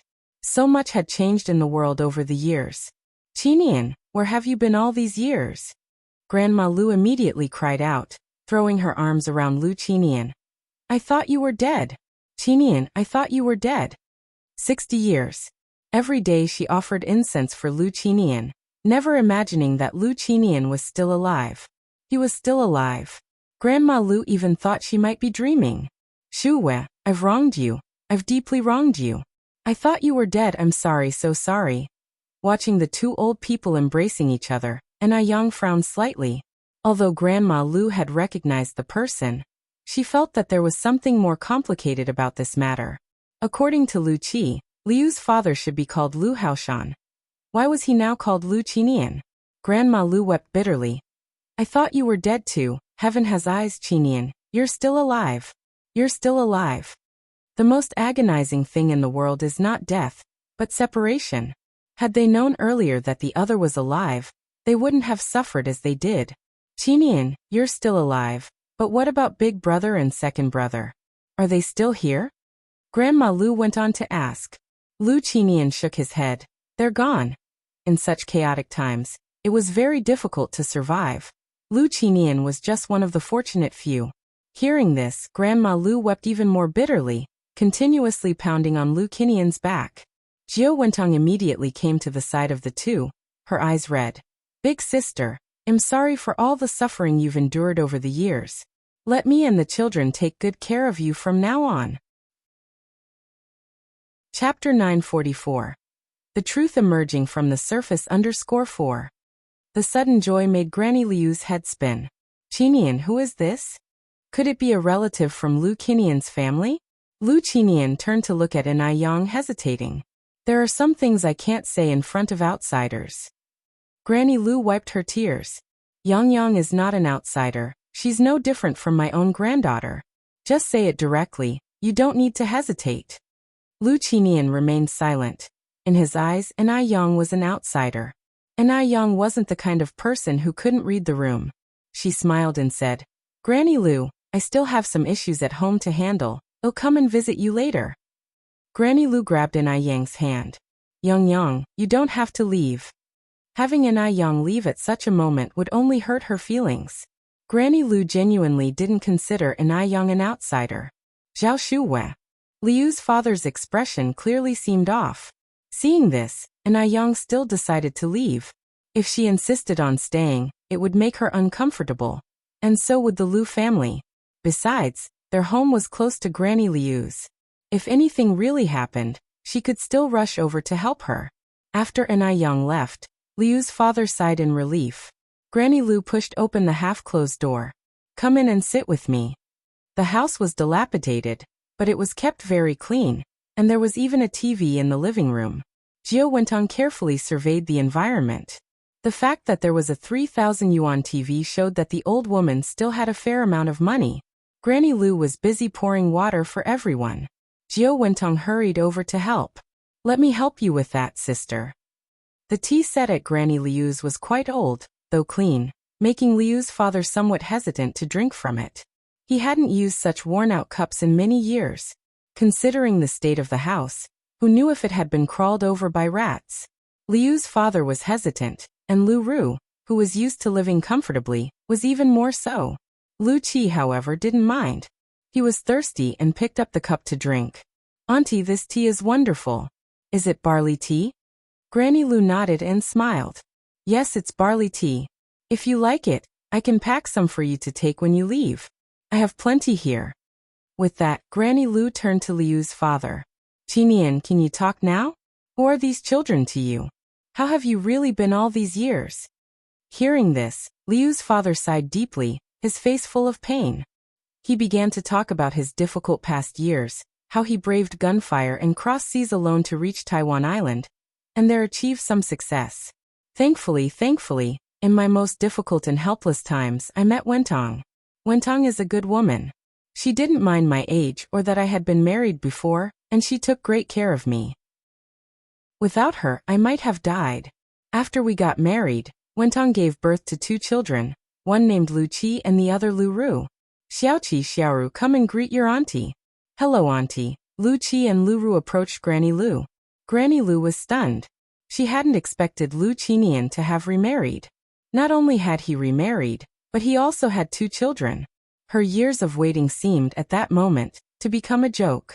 Hearing this, Granny Lu staggered backwards, nearly falling, but Lu Qi promptly steadied her. Auntie, are you all right? I'm fine. Granny Lu waved her hand and looked up at Lu Qi. Child, do you know what my last name is? Lu. Lu Qi guessed. It should be Lu, right? Otherwise, why would an Yang call her Granny Lu? No. Granny Lu shook her head, her tone ambiguous between sadness and joy. My surname is Zhao Shuiwe. I called myself by the Lu surname, because my late husband was a Lu. Yes. Lu Qinian was her husband. They were a couple who had gone through the formal wedding rites. Old-time women adhered to the principle of following their husband, and after his death their son. Especially for Zhao Shuiwe, coming from a prominent family, this concept was deeply ingrained. War took her family and husband, and a famine forced her to leave the place she had grown up in, to live incognito in Jinghua village, assuming the name Lu Zhao. Nobody knew that she had had her own name. She was Zhao Shuiwe. Chapter 945. The Truth Emerging from the Surface _5. But she had never lived for herself. By the time she learned the truth, she already had one foot in the Qingya Mahal. How did it come to this? Seeing Zhao Shuiwe like this, Lu Qinian panicked. Shuiwe, don't be like this. I'm not dead. I haven't died. I'm still alive. I know I've wronged you all these years. But I couldn't help it. It was all due to the circumstances. Zhao Shuiwe looked at Lu Qinian with a desolate gaze. So, what have you come here for today? Are you here to boast that you now have a son and a daughter, while I've lived like a joke? Lu Qinian, ask yourself, has the Zhao family ever mistreated you? What did you promise my father? Since you're still alive, why didn't you come looking for me? Looking at your clothes, it doesn't seem like it's because you couldn't afford to, right? Some people would be better off dead. All these years, if Lu Qinian had truly wanted to find her, he would not have failed to do so. But Lu Qinian hadn't. Not only had he not, but he had also remarried. How ironic all of this was. Back then, Lu Qinian was just a destitute beggar too poor to eat, fainting at the doorstep of the Zhao family. It was old Master Zhao who took pity on him, picked up the half-dead Lu Qinian, and later took him in as a son-in-law. Unfortunately, the good times didn't last long. The couple had been married for hardly half a year before war broke out. The entire Zhao family, over 200 people, were either killed or fled, in the end leaving only Zhao Shuiwe alone. Shuiwe, I've wronged you. I apologize to you. Lu Qinian immediately knelt on the ground. Shuiwe, please forgive me. From now on, my children with Wentong will be your children. They will take good care of you. And moreover, Wentong said, she wants to give Xiaoru to you as an adopted child. Lu Ru also knelt down. Auntie, please forgive my father. He had no other choice. I assure you from now on, you'll be my own mother, and when you pass on, I will carry the funeral banner and smash the bowls for you. Carrying the funeral banner and smashing the bowls is a custom after an elder's death, generally performed by the eldest son. However, in the absence of a son, a daughter can also do it, and it is usually the person who performs these rites who inherits all of the elder's wealth. This old woman was so rich, of course, she wanted to inherit her wealth. Jiao Wentong too knelt down, dragging Lu Qi with her. Big sister, I know all of this is my fault. It was me who pitted Haoshan. It was me who shamelessly wanted to marry him. If you mind my existence, I can divorce Haoshan.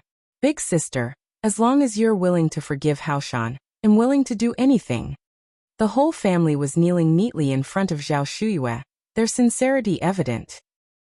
Grandma Lu turned away. My husband Lu Qinian died 60 years ago. I do not know any of you, please leave. 60 years. She would have preferred it if Lu Qinian had never lived at all. Shuiwe, you can't be so heartless, Lu Qinian pleaded, holding on to Zhao Shuyu's legs. I know I've wronged you, but who in this life doesn't make a single mistake? Lu Qinian continued. Shuiwe, I know these years have been hard for you, but I hope you can also understand me. Think about it. in our parents' generation, who didn't have multiple wives and concubines. Without you by my side, I couldn't just watch the Lu family lineage die out. And I truly didn't know you were alive. If I had known, I certainly wouldn't have done this. Shuiwe, please give me a chance to make it up to you. I really know I was wrong. In that era, not to mention Zhao Shuyu's parents, even her brothers had multiple wives and concubines. He might have been guilty, but his crime was not worthy of death. Auntie, Lu Ru tugged at Zhao Shuyu's sleeve. They say a man's knees are gold, and now my father and brother have both knelt before you. Come back with us. From now on, I'll make sure you live in a big house, eat the best foods. Zhao Shuiwe closed her eyes. Go back, I don't know you. Auntie. Lu Ru grasped Zhao Shuiwe tightly. I'm not your auntie. Zhao Shuyu's voice trembled slightly. Lu Qinian went on. Shuiwe, we're both of advanced age now. What's there that we can't forgive? There is only this one life, no afterlife. I hope you can understand that. I believe if our parents were still alive, they too would understand me. They wouldn't want to see the Lu family's line end. Chapter 946. The Truth Emerging from the Surface _6. Shuiwe, under those circumstances, it wasn't that I didn't want to come back to find you, but I simply couldn't come back. And besides, I thought you had died. Just like you thought I had died too. Shuiwe, all I did was find someone to take care of myself. Do I really deserve to die for that? If dying can let you let go of your hatred for me, then go ahead and kill me. With that, Lu Qinian pulled out the short dagger strapped to his waist and handed it to Zhao Shuiwe. Lu Qinian knew Zhao Shuiwe very well. She was the type with a harsh tongue but a soft heart, one who couldn't be approached with force but rather needed her heart gently won over. Zhao Shuiwe took the dagger and fiercely stabbed it towards Lu Qinian's chest. The other 3 people nearby were all startled. But Lu Qinian didn't even try to dodge. He knew Zhao Shuiwe wouldn't go through with it. Bang! Dash! Just as Lu Qinian had expected, the dagger in Zhao Shuyu's hand fell to the ground. Shuiwe, forgive me. Lu Qinian seized the opportunity to embrace Zhao Shuiwe. Shuiwe, give me a chance to atone. Big sister, from now on, you're the elder and I'm the younger. Jiu Wentong stood up and said. If you don't like me, I can even divorce Haoshan. Zhao Shuiwe hugged Lu Qinian and began to cry loudly. She really wanted to forgive and forget with Lu Qinian, but she couldn't bring herself to do it. Perhaps it wasn't Lu Qinian's fault, but the fault of the times. No need. Zhao Shuiwe shook her head. You and he are legally married. You don't need to divorce. Big sister, thank you. Jiu Wentong took Zhao Shuyu's hand. Haoshan often says that you are a good woman. And he was right, big sister. You really are a good person. Zhao Shuiwe didn't say a word. Jiu Wentong continued.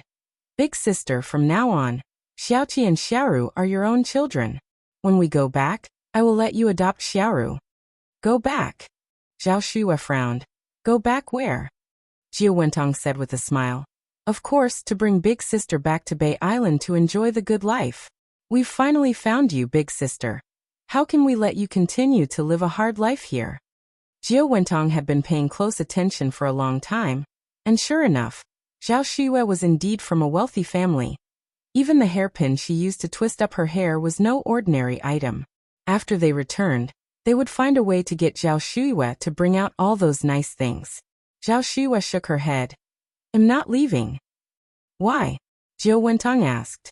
Zhao Shuiwe replied. I've lived in Jinghua village my entire life. This is my home. You all go back. There's no need to come looking for me again. I'm doing very well here. Lu Ru grew anxious. If this old woman didn't go back with them, what would become of all those good things? Would they all fall into Enai Yang's hands? That was unacceptable. Auntie, please come back with us. I promise I will treat you like my own mother from now on and take good care of you. You don't have any relatives or friends here. If something happens, no one will even know. Zhao Shuiwe shook her head. The villagers are good to me, you don't have to worry about this. Besides, isn't there Yang Yang? That child is just like my own granddaughter. Just as Jiu Wentong was about to say more, she was silenced by a look from Lu Qinian. Lu Qinian continued. I'm sorry, Shuiwe, for all the hardship you've endured these years. I really do want to make it up to you. Won't you consider coming back with me? Zhao Shuwa shook her head again. You go back by yourselves. Lu Qinian sighed and exchanged a few more pleasantries. The family of four stayed at Zhao Shuyu's home until evening before leaving. When they left, Lu Qinian secretly placed 1,000 yuan under Zhao Shuyu's bed. He knew Zhao Shuyue didn't lack money, which is why 10 or 20 yuan would never catch her eye. So he decided to leave 1,000, hoping it might sooner touch Zhao Shuyu's heart, so she would return with him. As soon as they got home, Jiu Wentong said angrily, Haoshan, why did you stop me from speaking my mind at Big Sister's house this afternoon? That little girl in Aiyang is nothing but a con artist. She's trying to trick Big Sister out of her things. And to think Big Sister treats her like her own granddaughter. Besides, what right does an outsider have to take our family heirloom? Lu Ru was indignant. Exactly. What right does that cheap girl in Aiyang have to take our family heirloom? Those things are all mine. If it hadn't been for Lu Qinian's intervention today, she would have exposed an Aiyang for who she really is right in front of Zhao Shuyue. Chapter 947.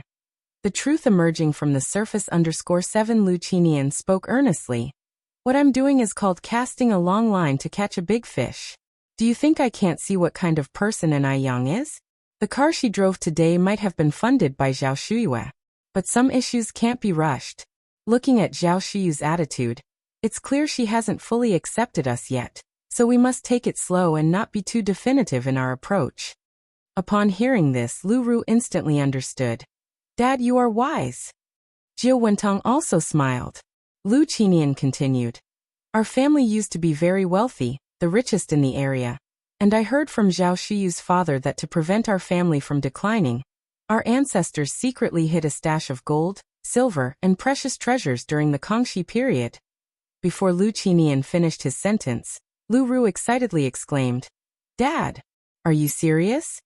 She had thought that the jade bracelet was the most valuable treasure Zhao Shuyue had, but it turned out there was a gold mine in her hands. Jiu Wentong was also excited, though she didn't show it. Lu Qinian nodded.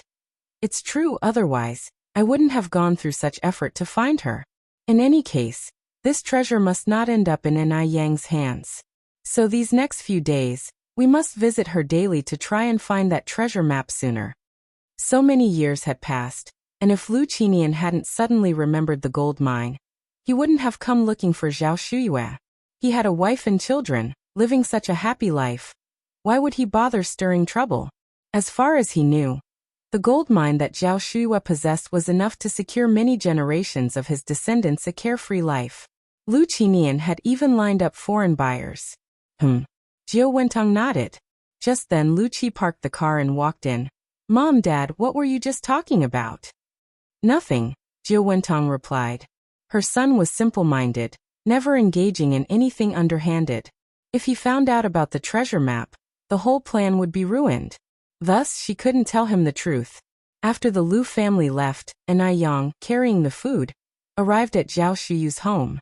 Grandma Lu. An Aiyang knocked on the door. Zhao Shuyue opened the door from inside. Yang is here. As the two of them entered, an Aiyang noticed a slight redness around Zhao Shuyu's eyes and asked, Grandma Lu, are you all right? Zhao Shuyue shook her head.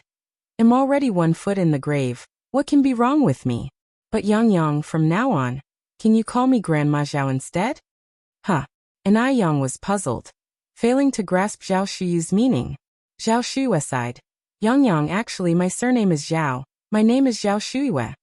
An Aiyang had known Zhao Shuyue for so long and only now discovered that her surname was not Lu, but Zhao. Zhao Shuyue further explained why she had previously claimed she belonged to the Lu family. Lu Qinian, who visited today, he and I had gone through a wedding ceremony 60 years ago. Mentioning it again, Zhao Shuyue was no longer resentful but spoke about it very calmly. An Aiyang frowned slightly. This was just like a real-life version of the story of Wang Baochuan and Xue Pingui. Wang Baochuan endured the bitter cold for 18 years. But Xue Pingui lived a life of glory and wealth for 18 years, and even enjoyed the carefree life of a royal consort. This was just too unfair for Zhao Shuyue. 60 years. A lifetime for a woman. How could he do such a thing? And he still had the audacity to acknowledge Zhao Shuyue. Grandma Zhao, are you really forgiving them? and I Young found it hard to believe. Zhao Shuyue smiled slightly. The past is the past. I don't have many years left to live anyway. Why hold a grudge against them? It's done. This must have been a dream she had in this mortal world. Don't you think this is too unfair to you? Wang Baochuan waited in the cold cave for 18 years, but at least she ended up becoming the empress for 18 days. What about you? What did you get? You lost a whole 60 years of youth. How many 60 years does a woman have? And I Young was really angry. She was truly angry. Why should such a good person like Zhao Shuyue suffer like this? Why should she endure all this pain? As a woman from the 21st century, and I Young really couldn't stand seeing this. Zhao Shuyue patted An I Yang's hand. Yang, I'm not angry anymore. You shouldn't be either. Now I just think of that Lu Qinian as a naive younger brother. The Lu Qishan who married me in the ceremony long ago is already dead. Mrs. Zhao. He committed bigamy. He abandoned his lawful wife. He has to bear legal responsibility. Zhao Shuyue shook her head. Yang, that all belongs to a past era for me. Now Jiu Wentong is his lawful wife. If it really came to investigating it, I'm the one who would be considered the homewrecker. There were no marriage certificates in the old era, and they didn't have children either. They are not protected by the laws of the new era. And I Yang sighed deeply, her eyes reddening. But it hurts me to see what you've been through. 60 whole years. Zhao Shuyue had spent 60 years, just to end up with this result. Feeling her nose sting, Zhao Shuyue reached out and hugged An I Yang. Silly child, Grandma is okay. I am living well. There's nothing to feel sorry for. All my family died in the chaos of the old times. In a way, he is the only kin I have left in this world.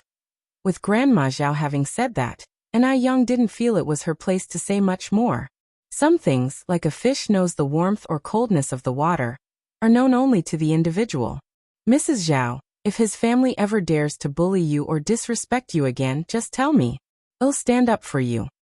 Certainly, Zhao Shuyue nodded her head. The next day, the Lu family came early, not bringing Lu Qi this time, but just Lu Qinian, Jiu Wentong, and Lu Ru. Lu Ru came carrying 2 big bags of clothes, saying, Auntie, look, these are clothes I bought for you. Please go in and try them on to see if they fit well. Okay, Zhao Shuyue took the clothes. With her conflicts resolved, Zhao Shuyue didn't feel the need to show any displeasure towards Lu Ru. Since it was the thoughtfulness of the child, she wouldn't refuse. Lu Ru exchanged a glance with Jiu Wentong, then continued, Auntie, let me accompany you inside to change. It wasn't long before Lu Ru and Zhao Shuyue came out in the new clothes. Jiu Wentong said with a smile, Xiaoru has a good eye, just look at how fitting these dresses are for sister. Lu Qinian nodded. Indeed, they are very fitting. Zhao Shuyue continued, actually you don't need to buy clothes for me. Yang also often buys me clothes, and I can't even wear them all. Upon mentioning An I Yang, Lu Qinian's lips twitched, then he continued, Shuyue, did you give our family heirloom to An I Yang? Zhao Shuyue nodded. Yes, Yang and I have a connection, and since you neither take the heirloom with you at birth nor can you take it with you in death, it's better gifted to Yang. That old hag, she actually really gave that bracelet to An I Yang. I wonder if she also gave that treasure map to An I Yang. Lu Qinian continued, that bracelet is our family's heirloom after all. How could you just casually give it away to an outsider? Chapter 948. A heartless and ungrateful wretch. Outsider. Zhao Shuyue looked up at Lu Qinian, her face showing a trace of indignation. Yang is not an outsider. Had it not been for An I Yang, she would have died long ago. In Zhao Shuyue's heart, An I Yang was definitely not an outsider. An I Yang held a much more important place than the entire Lu Qinian family. Upon hearing this, Lu Qinian naturally felt uncomfortable. Not an outsider? What was An I Yang, if not an outsider? Could that girl An I Yang possibly be more important than their whole family? Bear in mind, their family was Zhao Shuyue's only kin in this world. What on earth was Zhao Shuyue thinking? What was An I Yang anyway? Suppressing the anger within, Lu Qinian forced a smile and said, my point is, after all, An I Yang bears the surname An I, she's an outsider. Giving our family heirloom to her seems a bit inappropriate. Zhao Shuyue replied. Yang Yang is like my own granddaughter. Possessions can't be carried with us in life or death, and I have a connection with Yang Yang, so giving them to her couldn't be more fitting. Her own granddaughter? Lu Ru's face contorted with anger upon hearing this. She had treated Zhao Shuiyue so well, yet Zhao Shuiyue gave her nothing. That bracelet should have been hers. By what right did Anai Yang steal what was hers? Could this cursed old hag not tell her own kin from outsiders anymore? With these words, Lu Qinian's expression changed subtly, and he said in a roundabout manner, "Still, an outsider is an outsider." Zhao Shuiyue responded with a smile. "Outsider or not, in my heart, Yang Yang is one of our own. Sometimes blood relatives are not as close as those outside the family. Besides, I now have no other relatives." According to Zhao Shuyu's words, was Lu Ru less significant than Anai Yang, an outsider? She would rather give the bracelet to Anai Yang than to Lu Ru. But that bracelet was the Lu family's heirloom. Zhao Shuiyue had married into the family 60 years ago. She was a member of the Lu family. How could she give something from the Lu family to an outsider? Did she even consider her husband anymore in her heart? Lu Qinian almost couldn't contain his anger, but he still tried to control his emotions. The current situation deemed the gold mine and the treasure map more important. He couldn't afford to fall out with Zhao Shuiyue. The former Zhao Shuiyue had been understanding, knowledgeable, and dignified. Why had she become like this now? She was just a stubborn, reclusive, peculiar old woman. She deserved to have been a widow for so many years. It was karma. Lu Qinian steered away from the subject. "Shuiyue, you're getting on in years, and it's not good to be without someone to look after you. If you don't wish to come back with us for the time being, why not let Xiaoru stay with you? She may be young, but she has a filial heart and will surely take good care of you. Anai Yang mustn't continue to be close to Zhao Shuiyue. Otherwise, their family's treasure map would one day be swindled away by Anai Yang." He needed to have Lu Ru step in first, to act preemptively and win the heart. Lu Ru promptly clung to Zhao Shuyu's arm. Yes, let me stay to take care of you.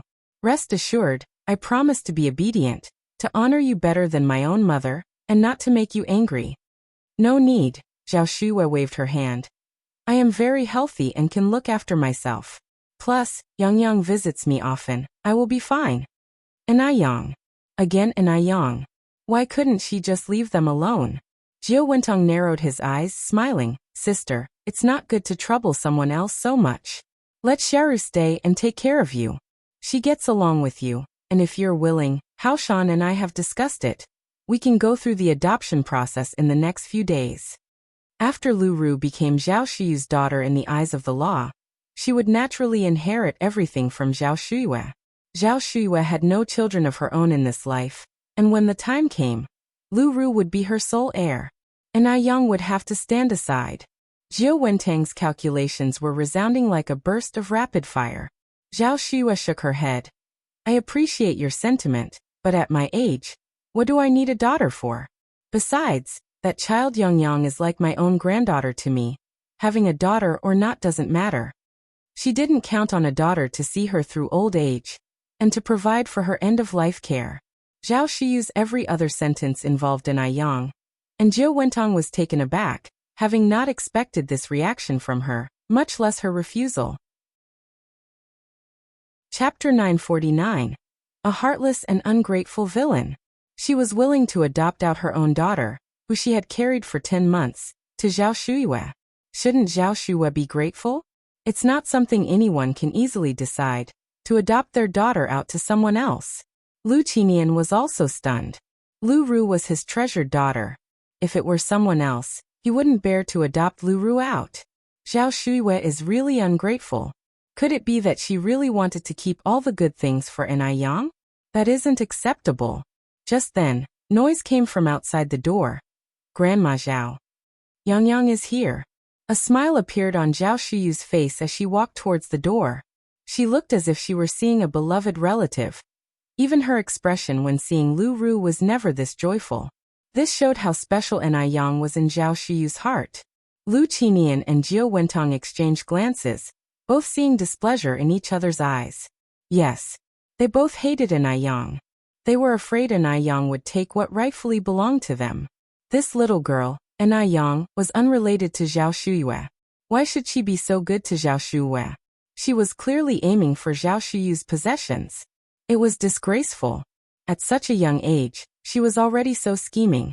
Who knows how her family raised her? Haoshan, what should we do? Jiao Wentong looked at Lu Qinian and asked in a low voice. Lu Qinian looked towards the door. Let's see how things unfold for now. Don't antagonize her. Jiao Wentong nodded. Zhao Shuyue welcomed her. And indeed, Yang had arrived. Yang was holding a big round watermelon in her arms. Grandma Zhao, this watermelon was grown by our family. It's also the first crop of the year, very sweet. My mom said you would definitely like it. Like all elderly people, Zhao Shuyue loved sweet things, so Yang often brought her pastries and fruits. Zhao Shuyue smiled and said, Yang, there are many people in your family, and I am alone. I can't eat such a big watermelon. You should take it back. As they spoke, they walked into the house. Yang placed the watermelon on the table. We picked a lot. Giving you one still leaves us with 7 or 8. If you can't finish it, I can help you juice it. You can chill it in the well and drink it slowly. After finishing her sentence, Yang then noticed Lu Qinian and the others had arrived. Uncle and auntie are here too. Yang greeted them proactively. Although she didn't particularly like Lu Qinian's family, they were still close with Zhao Shuyue, and she didn't want Zhao Shuyue to feel awkward by not greeting them. Jiao Wentong got up and laughing said, Yang, you are really filial, bringing such a big watermelon. If someone who didn't know any better saw this, they might think you are my big sister's own granddaughter. With that, she added meaningfully, I guess even her real granddaughter isn't as filial as you. The words carried a layer of sarcasm. As the saying goes, unsolicited favors indicate an ulterior motive. She was hinting that Yang had ulterior motives. If Zhao Shuyue was smart enough, she would definitely understand her meaning. Just afraid that old lady Zhao Shuyue was a fool. In fact, Zhao Shuyue really didn't pick up on the hostility in Jiao Wentong's words. Because Yang was all virtues in her heart. Hearing Jiao Wentong praising Yang made her quite pleased. Yang smiled faintly, her tone light. Auntie is joking. Respecting the elderly and loving the young is a traditional Chinese virtue. One should not be the type of heartless person who discards his wife and steals another's husband. If Jiao Wentong had kept a low profile, it might have been all right, but unfortunately, Jiao Wentong's words had thorns. Yang was not one to suffer in silence. Whoever made her uncomfortable, she would return the favor. If she continued to swallow insults, the other party might think she was easy to bully. Zhao Shuyue finally caught on to Jiao Wentong's sarcasm and felt somewhat displeased. Luckily, Yang was quick-witted and fired back immediately. With that response, Jiao Wentong's face instantly changed. What a sharp-tongued little girl. To dare to say such things. Lu Qinian's expression also turned very unsightly.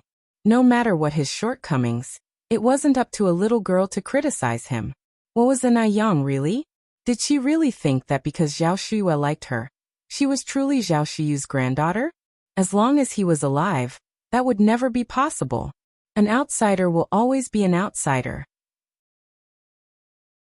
Chapter 950, A Heartless and Disloyal Villain. Hey, what nonsense are you spouting? Lu Ru stood up angrily. Yang slightly raised her eyebrows and retorted. Isn't respecting the elderly and loving the young a traditional Chinese virtue? Isn't abandoning one's wife and snatching someone else's husband heartless? Am I making this up? You don't understand. My parents had their reasons. They are not heartless people. Lu Ru couldn't stand Yang's sarcastic comments about her parents. Men, how many are not flirtatious? Having 3 wives and 4 concubines is quite normal. Besides, her dad did not have many women. He was involved with only 2 in total. And being born in troubled times, they were involuntary in their actions. Why did Yang have to rub salt in the wounds? Was that satisfying? Yang smiled faintly and spoke indifferently. Miss Lu, I didn't specifically name anyone. Why are you in such a hurry to take it personally? Throughout, she had not mentioned Jiao Wentong and Lu Qinian at all. It was Lu Ru who was in a hurry to take it personally. Stifled, Lu Ru's face turned red, overwhelmed with anger. Jiao Wentong turned to look at Lu Ru, his face wearing a smile, seemingly unaffected by Inai Yang's words. Yang Yang is truly a clever girl, and so beautiful like a fairy. No wonder my sister likes you so much. Who wouldn't like such a girl? Unlike our Xiaoru here, honest and simple, clumsy as a bear. Honest and simple Lu Ru was no match for Inai Yang. Even if Inai Yang sold Lu Ru off, Lu Ru wouldn't know. Jiao Wentang's comment was still a hidden jab, potentially deeply wounding. Unfortunately, Inai Yang wore a coat of armor today and took Jiao Wentang's praise without hesitation. Thank you for the compliment, Auntie. I think so too. Jiao Wentang choked. How could she respond to that? That wretched girl. She wanted to mock Inai Yang, but ended up praising her instead. Jiao Wentang wished she could slap herself several times. Keep your mouth in check. Absolutely infuriating. Zhao Shue suppressed the urge to laugh and came out from the inner room with a piece of pure white cloth and handed it to Inai Yang. Yang, I've repaired the embroidery you asked me to do. Is this all right? Though Zhao Shue was old, her eyesight was still excellent.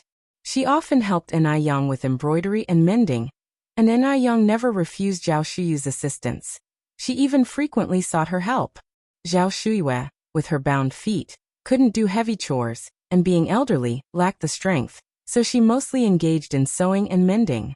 Inai Yang didn't want Zhao Shui to feel her life had lost its purpose, so she often sought Zhao Shui's help, allowing her to live a fuller life.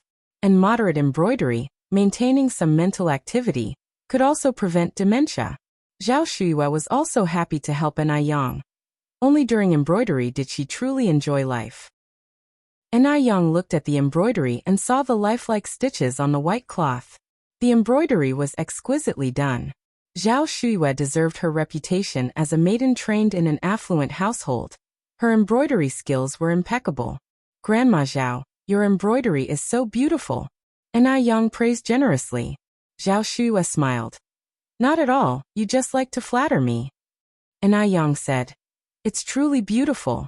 I couldn't learn this craft no matter how many times I tried. Under Jiao Wentang's eye signal, Lu Ru came over and said in surprise, Auntie, at your age, why do you still do such handicraft work? It's so harmful to the eyes. Why don't you come back with us? I promise you won't have to do a thing. We'll treat you to the best of foods and take good care of you, allowing you to live a life like a fairy. Inai Yang was really heartless, using Zhao Shui's bracelets and spending Zhao Shui's money, yet still making Zhao Shui work for her. How could there be such shameless people as Inai Yang in this world? Lu Qinian stood up and said, Xiaoru is right, this embroidery is too straining on the eyes, it's not suitable for you. Shuwei, you should come back with us. We have a nanny at home who can take care of you specially. Moreover, it's not convenient for you in the countryside. If you want to buy something, you have to go to town. We live in the city center now. You can buy whatever you want, eat whatever you want. Besides, the countryside is not as lively as the city. Later, let Xiaoru keep you company in Beijing city center. And then we can all go to Taiwan Island. Chapter 951. A Heartless and Ungrateful Wretch. _4. Bay Island is an island where it's spring all year round, and the scenery is picturesque. There are many fruits and seafood here that you can't find in Beijing. I think you'd definitely fall in love with the place. Lu Qinian had figured it out. This Inai Yang might have known about the village with the treasure map all along, which is why she deliberately got close to Zhao Shui, to win Zhao Shui's favor. What's most important now is to get Zhao Shui out of here as soon as possible, to leave Inai Yang, this person with ulterior motives, empty-handed. Zhao Shui didn't pick up on the hidden meaning in the father and daughter's words, and said with a smile, Although I'm getting on in years, I'm not blind. Embroidering a little flower is no big deal. No golden sand or silver nest compares to my own dog kennel. I'm not going anywhere. I'm staying in Jinghua village. No matter how good Bay Island may be, it's not the place that gave birth to her or raised her. She feels no attachment to that place, and has no desire to pine for it. When you get old, you just want to settle down to your roots, not to wander back and forth, drifting everywhere. Won't you be without anyone to take care of you if you stay here? Lu Qinian asked earnestly. Bay Island is really very nice, Shui. I couldn't follow you around when we were young, but I truly hope you'll give me a chance to make it up to you. Besides, we're husband and wife who have taken our wedding vows. Husband and wife are one body. What's mine is yours, and what's yours is mine. What's yours is mine, and what's mine is yours, he said it with such artfulness. I don't need anyone to take care of me, Zhao Shuya continued. Besides, I've gotten by just fine without you for 60 years. But what if you meet with some accident while you're alone? What then? Lu Qinian countered. Zhao Shuya said with a smile. If something happens, there's still Yang Yang.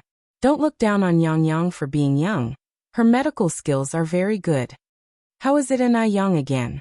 Lu Qinian was infuriated but couldn't show it. How can we always trouble comrade in Yang? After all, we are the real family. Family? Lu Qinian had abandoned Zhao Shuya for 60 years, and now he had the nerve to say such a thing. Does he still want to have his cake and eat it too? And Yang responded indifferently. Uncle, rest assured, since I call Grandma Zhao Grandma, I don't consider her an outsider. As long as she is willing, I will take care of her until the end of her days. And Yang's words were meant to show Lu Qinian that Zhao Shuya was not a poor, lonely old lady without anyone to rely on. If Zhao Shuya really went with Lu Qinian, given the characters of Jiu Wentong and Lu Ru, would she have good days ahead? Not a chance. Hearing this, Zhao Shuya looked at Yang, her eyes slightly moist. The feeling of having younger generations to rely on was really wonderful. If it weren't for Yang, she wouldn't have had such strong confidence to face Lu Qinian. At least, she wasn't alone now. Lu Qinian was choked up again. Take care of her until the end of her days? Why should Yang take care of Zhao Shuya until the end of her days? Does she have even a scent of relationship with Zhao Shuya? She's clearly eyeing Zhao Shuyu's gold mine. Lu Qinian had lived a good half of his life, but had never seen anyone as shameless as Yang, managing to make greedy avarice sound so refined and noble. Zhao Shuya is a fool to have been deceived by such a young girl. Such are her ways, yet she claims to be from a rich family.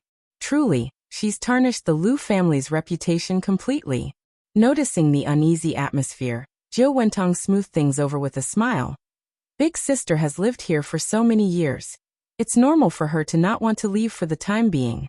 Don't worry, if you don't wish to return, we won't force you. Our family's door is always open to you, and you're welcome to return whenever you want. Jiu Wentong was a smart person. She knew not to push too hard at this moment. She was making a strategic retreat. After all, Zhao Shuya, that old hag, had in her hands a treasure map worth a fortune. She needed to coax Zhao Shuya for now. Once she got that treasure map, she would make Zhao Shuya regret her actions today. Zhao Shuya nodded in agreement. The three members of the Lu family stayed with Zhao Shuya for a long time, and when they left in the evening, they insisted on leaving Lu Ru to take care of Zhao Shuya. But she refused them. In the car, Jiu Wentong expressed her worries. Haoshan, big sister seems to be rather guarded against us now. Lu Qinian sighed. Well, take it slow. Jiu Wentong was anxious. How could he not be? But what could be done in haste? With that, Lu Qinian added. In the future, let's come here every day. I refuse to believe Zhao Shuyu's heart is made of stone. It will warm up eventually. Chapter 952. A Heartless and Ungrateful Wretch. _5. Wentong nodded. Lu Ru frowned and said, Mom is really getting senile, even though we're her real family. Yet she favors Yang so much. I spent the whole day talking to her, and she didn't even give me a single strand of her hair. And to think she gave our family heirloom to Yang. Wentong patted Lu Ru on the hand. Xiaoru, don't worry, Mom and Dad won't let anyone take your things. Getting the bracelet back was just a matter of time. As the car slowly moved along, Wentong suddenly caught sight of a very familiar figure, while passing by a house. Wentang's pupils contracted. Was that Zhao Qing Grandma Zheng? Yes, it was her, no doubt. Why would Grandma Zheng be here? Wentong clenched her fists. Mom, what's wrong? Lu Ru, noticing that Wentong seemed a bit off, asked with concern. Wentong smiled and looked away. Oh, nothing. I just suddenly remembered something about your brother. He's not young anymore and he still doesn't have a girlfriend. Lu Ru laughed. So Mom wants to hold a grandchild. It's not just your mom, I want to hold a grandchild too, Lu Qinian added. But that's not urgent right now, let's first deal with the matters at hand. Wentong nodded. All the way, Wentong was restless. Why was Grandma Zheng here? She hadn't forgotten that Grandma Zheng was the indirect murderer who killed Dr. Jiang and Zheng Lingling. Zheng Xianjing was still in prison, and Wentong had thought about visiting several times, but she couldn't find a proper reason. She had no relation to Xianjing. Visiting would only raise suspicions. Yet, if she didn't go, she would be restless. After all, Xianjing was the only bloodline Lingling had left in this world. After returning, Wentong had someone investigate Grandma Zheng. The response she got was that Grandma Zheng had moved from the city to her daughter's house in the countryside. Could it be that the house she had just passed was Grandma Zheng's daughter's? Wentong sat in front of the dressing table with her eyebrows tightly furrowed. What's wrong, Wentong? Lu Qinian asked as he came out of the bathroom after his shower. Wentong shook her head. It's nothing, I'm just a bit worried that we might be fooled by Enai Yang and she might have already gotten her hands on the treasure map before us. Especially since she's already been given our family's heirloom bracelet. That shouldn't be the case, Lu Qinian replied. The stuff in that gold mine is worth a fortune. If Enai Yang had already gotten the treasure map, she wouldn't still be living in the countryside. She would have likely moved to the city by now. A place in the countryside with underdeveloped transport and lacking everything. Why would Enai Yang stay in the village if she had the means to move? Wentong nodded. That makes sense. Deming Xian. After using the Ice Skin Jade product for 5 straight days, the condition of Du Jiaojiao's skin had improved unbelievably. The acne was gone, the skin was no longer dry, and while it hadn't yet reached the smoothness of a freshly peeled egg, it was no longer peeling like it was before, a night and day difference from her previous skin condition. She believed that if she used it for a few more days, her skin would be radiantly moist. Jiaojiao looked at herself in the mirror, delighted, and started to ferociously kiss the Ice Skin Jade product's packaging. This was incredible. From now on, she no longer needed to plaster layers of foundation on her face. When Li Yao visited Jiaojiao at noon, she was also a little shocked. Jiaojiao, what skincare product have you been using? Your skin has recovered so quickly, and even the acne is gone. And maybe it was just her imagination, but Li Yao felt like Jiaojiao seemed to have become much fairer than before. What skincare product could be this effective? Jiaojiao smiled and said, It's the Ice Skin Jade product that the beautiful lady gave me. I didn't expect the effects to be this good at first. Li Yao was somewhat incredulous. Really? The set of domestic skincare that the beautiful lady gave you on your birthday? At that time, the most famous domestic skincare product was the Snowflake Cream from Shanghai, but Snowflake Cream didn't have such effects. The Ice Skin Jade product wasn't even half as famous as Snowflake Cream. Could its effects really be that impressive? It was incredible.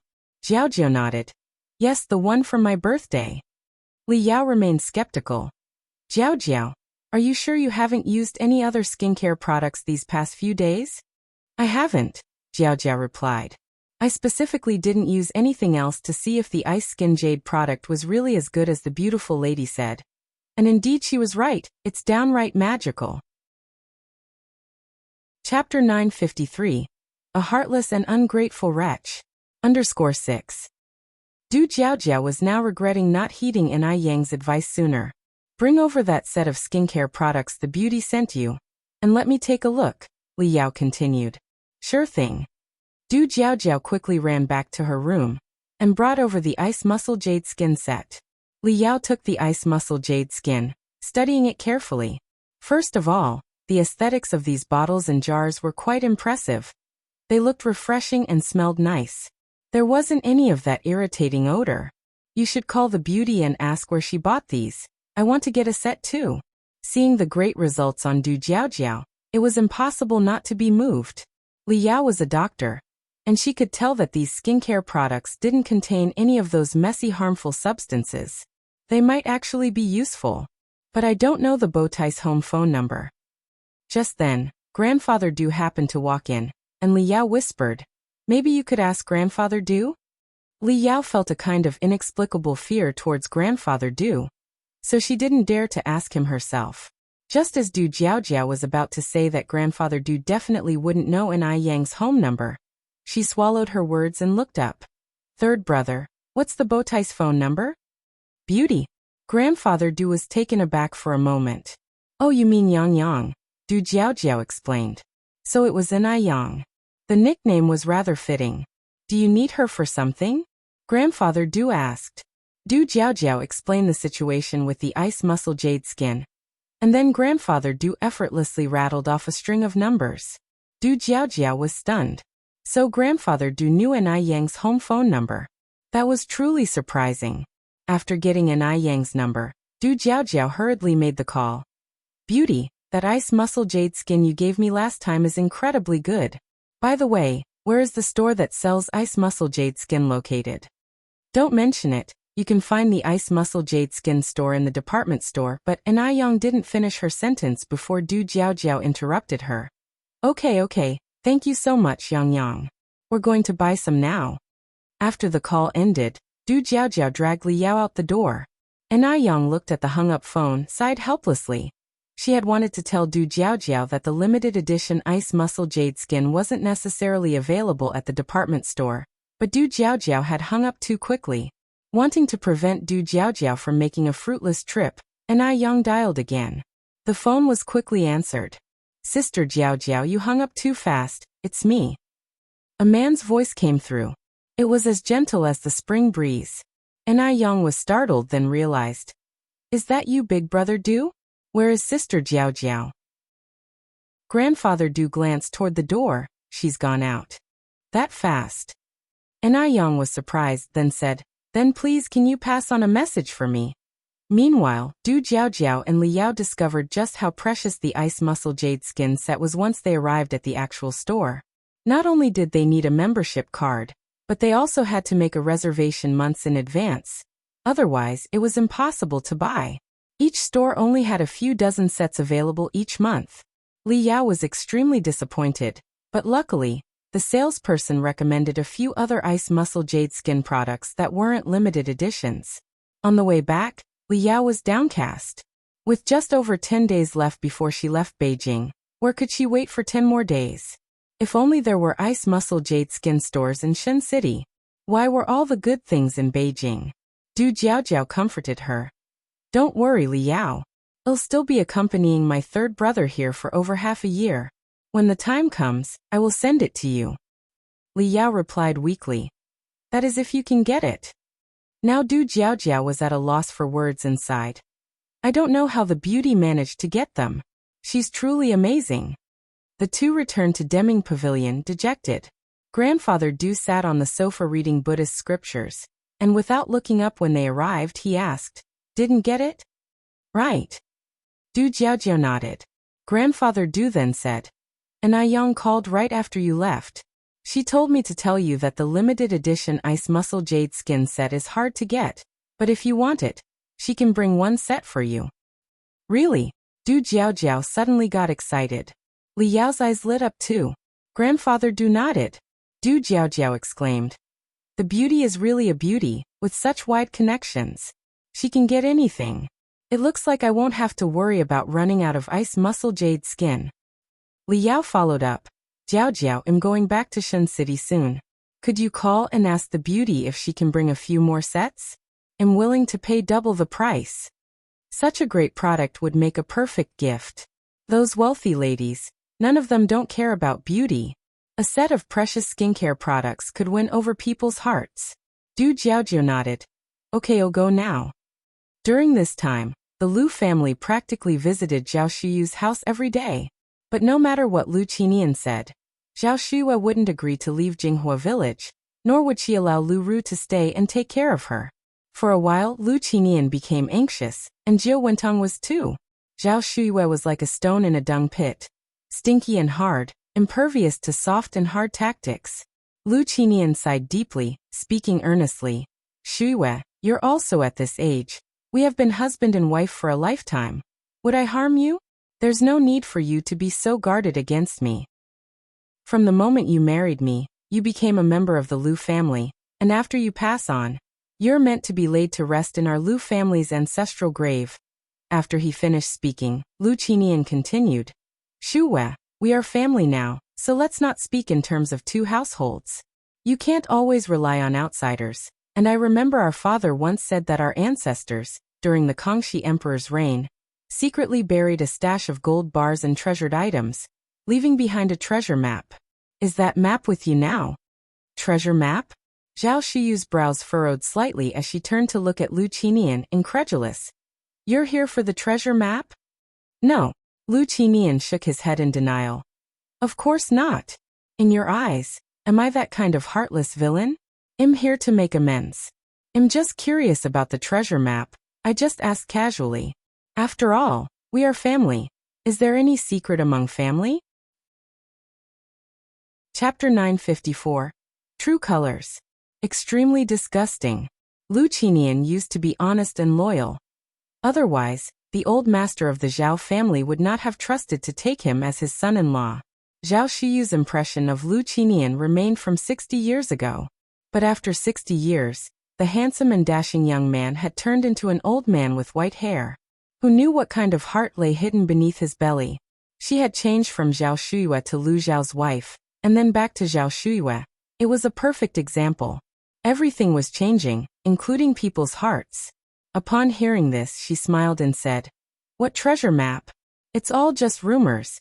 Our ancestors never buried any gold. How could there be none? Lu Qinian exclaimed in surprise. I clearly heard our father mention it. Shuyue were family. Are you still hiding it from me? The ancestors of the Zhao family were originally wealthy landlords. Keeping a batch of gold was very normal, and this fact came from the old master himself. How could it be false? Now Zhao Shuyue obviously did not consider him one of her own. There really isn't any. Zhao Shuyue retorted. If there were any gold mines, would I be living such a desolate life? This, Lu Qinian choked, knowing that Zhao Shuyue was testing him. He decided not to say any more and simply stated, Shuyue, wealth and possessions are external things. You can't take it with you when you're born or when you die. I'm just worried about your age now. If something happens one day, do you intend to take these secrets to the grave?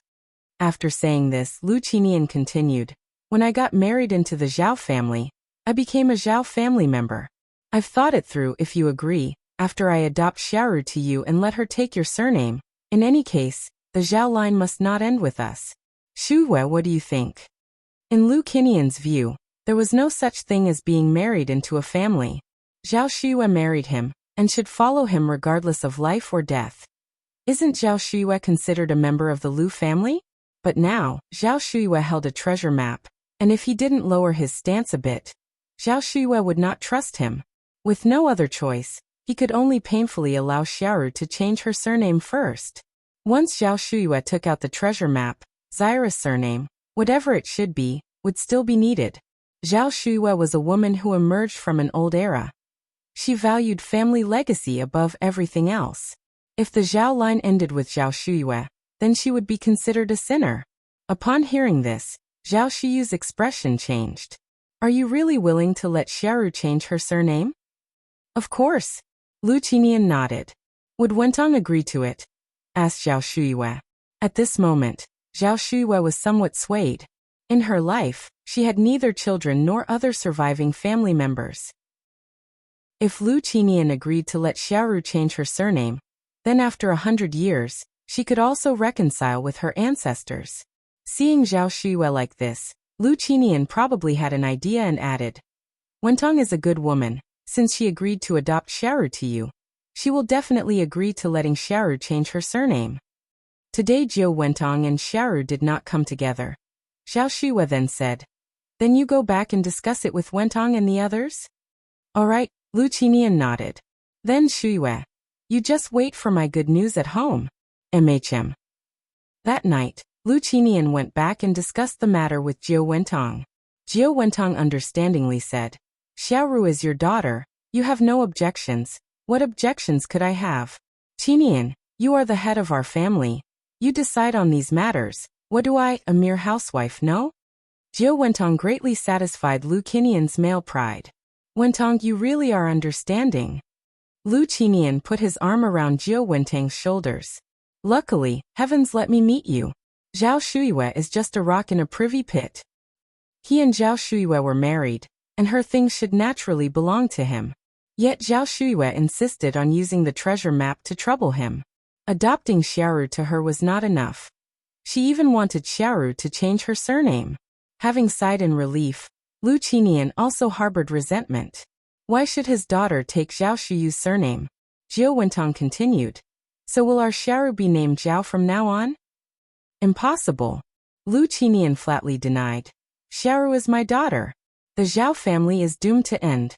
Once we get the treasure map, Xiaoru will immediately change her surname back. Chapter 955. True Colors. Extremely disgusting. Understood. Jiao Wentong nodded. Let's go and discuss this matter with Xiaoru. Okay. The two headed to Lu Ru's room where she was applying nail polish. I don't mind changing my last name. I'm already a Zhao, so shouldn't the Zhao family's heirloom be inherited by me? Lu Ru adored that bracelet ever since she first saw it. That bracelet was made of top-grade turquoise, warm in winter and cool in summer, and it could ward off evil spirits. And it had been passed down since the Song dynasty. Precious indeed. And Ai Yang was just a mere village girl. How could she possibly be worthy of it? Only someone of her noble status deserves such a treasure. Hearing this, Jiao Wentong looked up at Lu Qinian. Lu Qinian smiled and said, since it's a family heirloom, naturally it should be inherited by the rightful heir. Tomorrow, let's go to Jinghua village, and you can tell her in person. If Zhao Shuiyue wanted Lu Ru to change her surname, she naturally had to show some sincerity. Besides, that bracelet was originally their family's heirloom. Okay, Lu Ru nodded. The next morning, upon hearing this news, Lu Qi asked somewhat uncertainly, Mom, Dad, are you really agreeing to let Xiaoru change her surname? Lu Qi was still in the dark about the treasure map. He always thought that Lu Qinian truly felt guilty towards Zhao Shuiyue, and that's why he wanted to make it up to her. Lu Ru was the daughter treasured by her parents, and Lu Qi always felt something was unrealistic about this situation. Lu Qinian nodded. Yes, when I was young, I wronged your aunt. It's only right that I treat her better now. Her only regret now is that she doesn't have children, and she's already of such an age. I don't want her to live with that regret. Lu Qinian's words were noble and impressive. As a father, of course, he had to set a good example for his son. Lu Qi was different from Lu Ru. Lu Qi had too strong a sense of justice and was too honest. He spoke and acted without considering the consequences, and would confront anyone he believed to be wrong, regardless of their status. A typical case of high IQ but low emotional intelligence, inept at socializing. If he knew that all this was for Zhao Shuyu's gold mine, he might not even acknowledge his own father. Thus Lu Qinian couldn't let Lu Qi know the inside story. He had to continue portraying the image of a good father, a good man, a good husband in front of Lu Qi. Lu Qi nodded. Dad, Aunt has suffered all her life. It's only right for you to treat her better. By the way, didn't you say last time that you wanted to bring her to live with us? Lu Qinian sighed helplessly. Your aunt doesn't want to come. She's still holding a grudge. Lu Qi took a sip of water from his cup. After all, Aunt has been waiting for you for over 60 years. Anyone would feel resentful. People like my aunt are rare nowadays. Don't rush, some things take time. In today's society, how many women would wait for a man for a whole 60 years without marrying anyone else? It's simply impossible. One can hardly imagine what Zhao Shuiyue has endured over these 60 years. Although Zhao Shuiyue is a woman, she values loyalty more than most men do. So Lu Qi truly admires Zhao Shuiyue. Lu Qinian patted Lu Qi's shoulder. Don't worry, I know what I'm doing. Lu Qi nodded. In the afternoon, Lu Qinian, Jiao Wentong, and Lu Ru went to Jinghua village together. Lu Ru held a wrapped package in her hand. Aunt, I made these pastries myself. Please have a taste. Xiaoru, it's thoughtful of you. Zhao Shuiyue took the package, pulled out a piece of osmanthus cake, and tasted it. Xiaoru, your cooking is really good. The osmanthus cake was indeed soft, glutinous, and sweet. Someone like Lu Ru, a delicate young lady who hardly dips her fingers in spring water, wouldn't know how to make osmanthus cake. It was bought on the way. Lu Ru humbly said. It's not as good as you say, Aunt. As long as you like it, that's all that matters. After eating a piece of osmanthus cake, Zhao Shuyue continued, Xiaoru, have your parents already talked to you about that matter? Yes, Lu Ru nodded. What do you think? Zhao Shuyue straightened her expression, not wanting to force Zhao Shuyue into anything uncomfortable. Lu Ru smiled. Aunt, I've said before, I will treat you like my own mother. Whether my last name is Lu or Zhao, it makes no difference to me. It's all up to you to decide. Chapter 956, True Colors. Extremely disgusting. _3. Okay, Zhao Shuyue nodded, musing inwardly that Lu Ru indeed was a sensible child. Lu Qinian seized the moment. Then let's take care of this matter early. Shuyue, where is your household registration book? Wentong gave Lu Ru a cue with his eyes. Lu Ru continued, but Big Aunt, I have a small request. Speak. Zhao Shuyue looked at Lu Ru. Lu Ru proceeded. Big Aunt, once I become your daughter, shouldn't you pass the family heirloom to me? It makes no sense to give the heirloom to a stranger. In any case, Anai Yang had no qualifications or reason to take that bracelet. Family heirloom? Zhao Shuyue was initially stunned, then realized that Lu Ru was here for the bracelet. You mean that bracelet? Zhao Shuyue asked with a smile. Yes, yes, yes. Lu Ru hurriedly nodded. That bracelet, Big Aunt, it's our family's heirloom. It should never fall into the hands of outsiders. Zhao Shuyue nodded. Okay, I'll give it to you. A stranger indeed has no right to my bracelet. Speaking of which, there's also the treasure map. She paused deliberately at this point. Hearing the words treasure map, Lu Qinian's eyes lit up with excitement. He had always known the treasure map existed. Wentong was also very excited. I'll give you the treasure map too, Zhao Shuyue continued. I'm old anyway, and I can't take these things with me. Are you serious? You'll really give Xiaoru the treasure map? Lu Qinian asked impatiently. Zhao Shuyue nodded. I'll give it. Xiaoru is my only daughter after all. Who else would I give it to? Wentong could hardly believe it.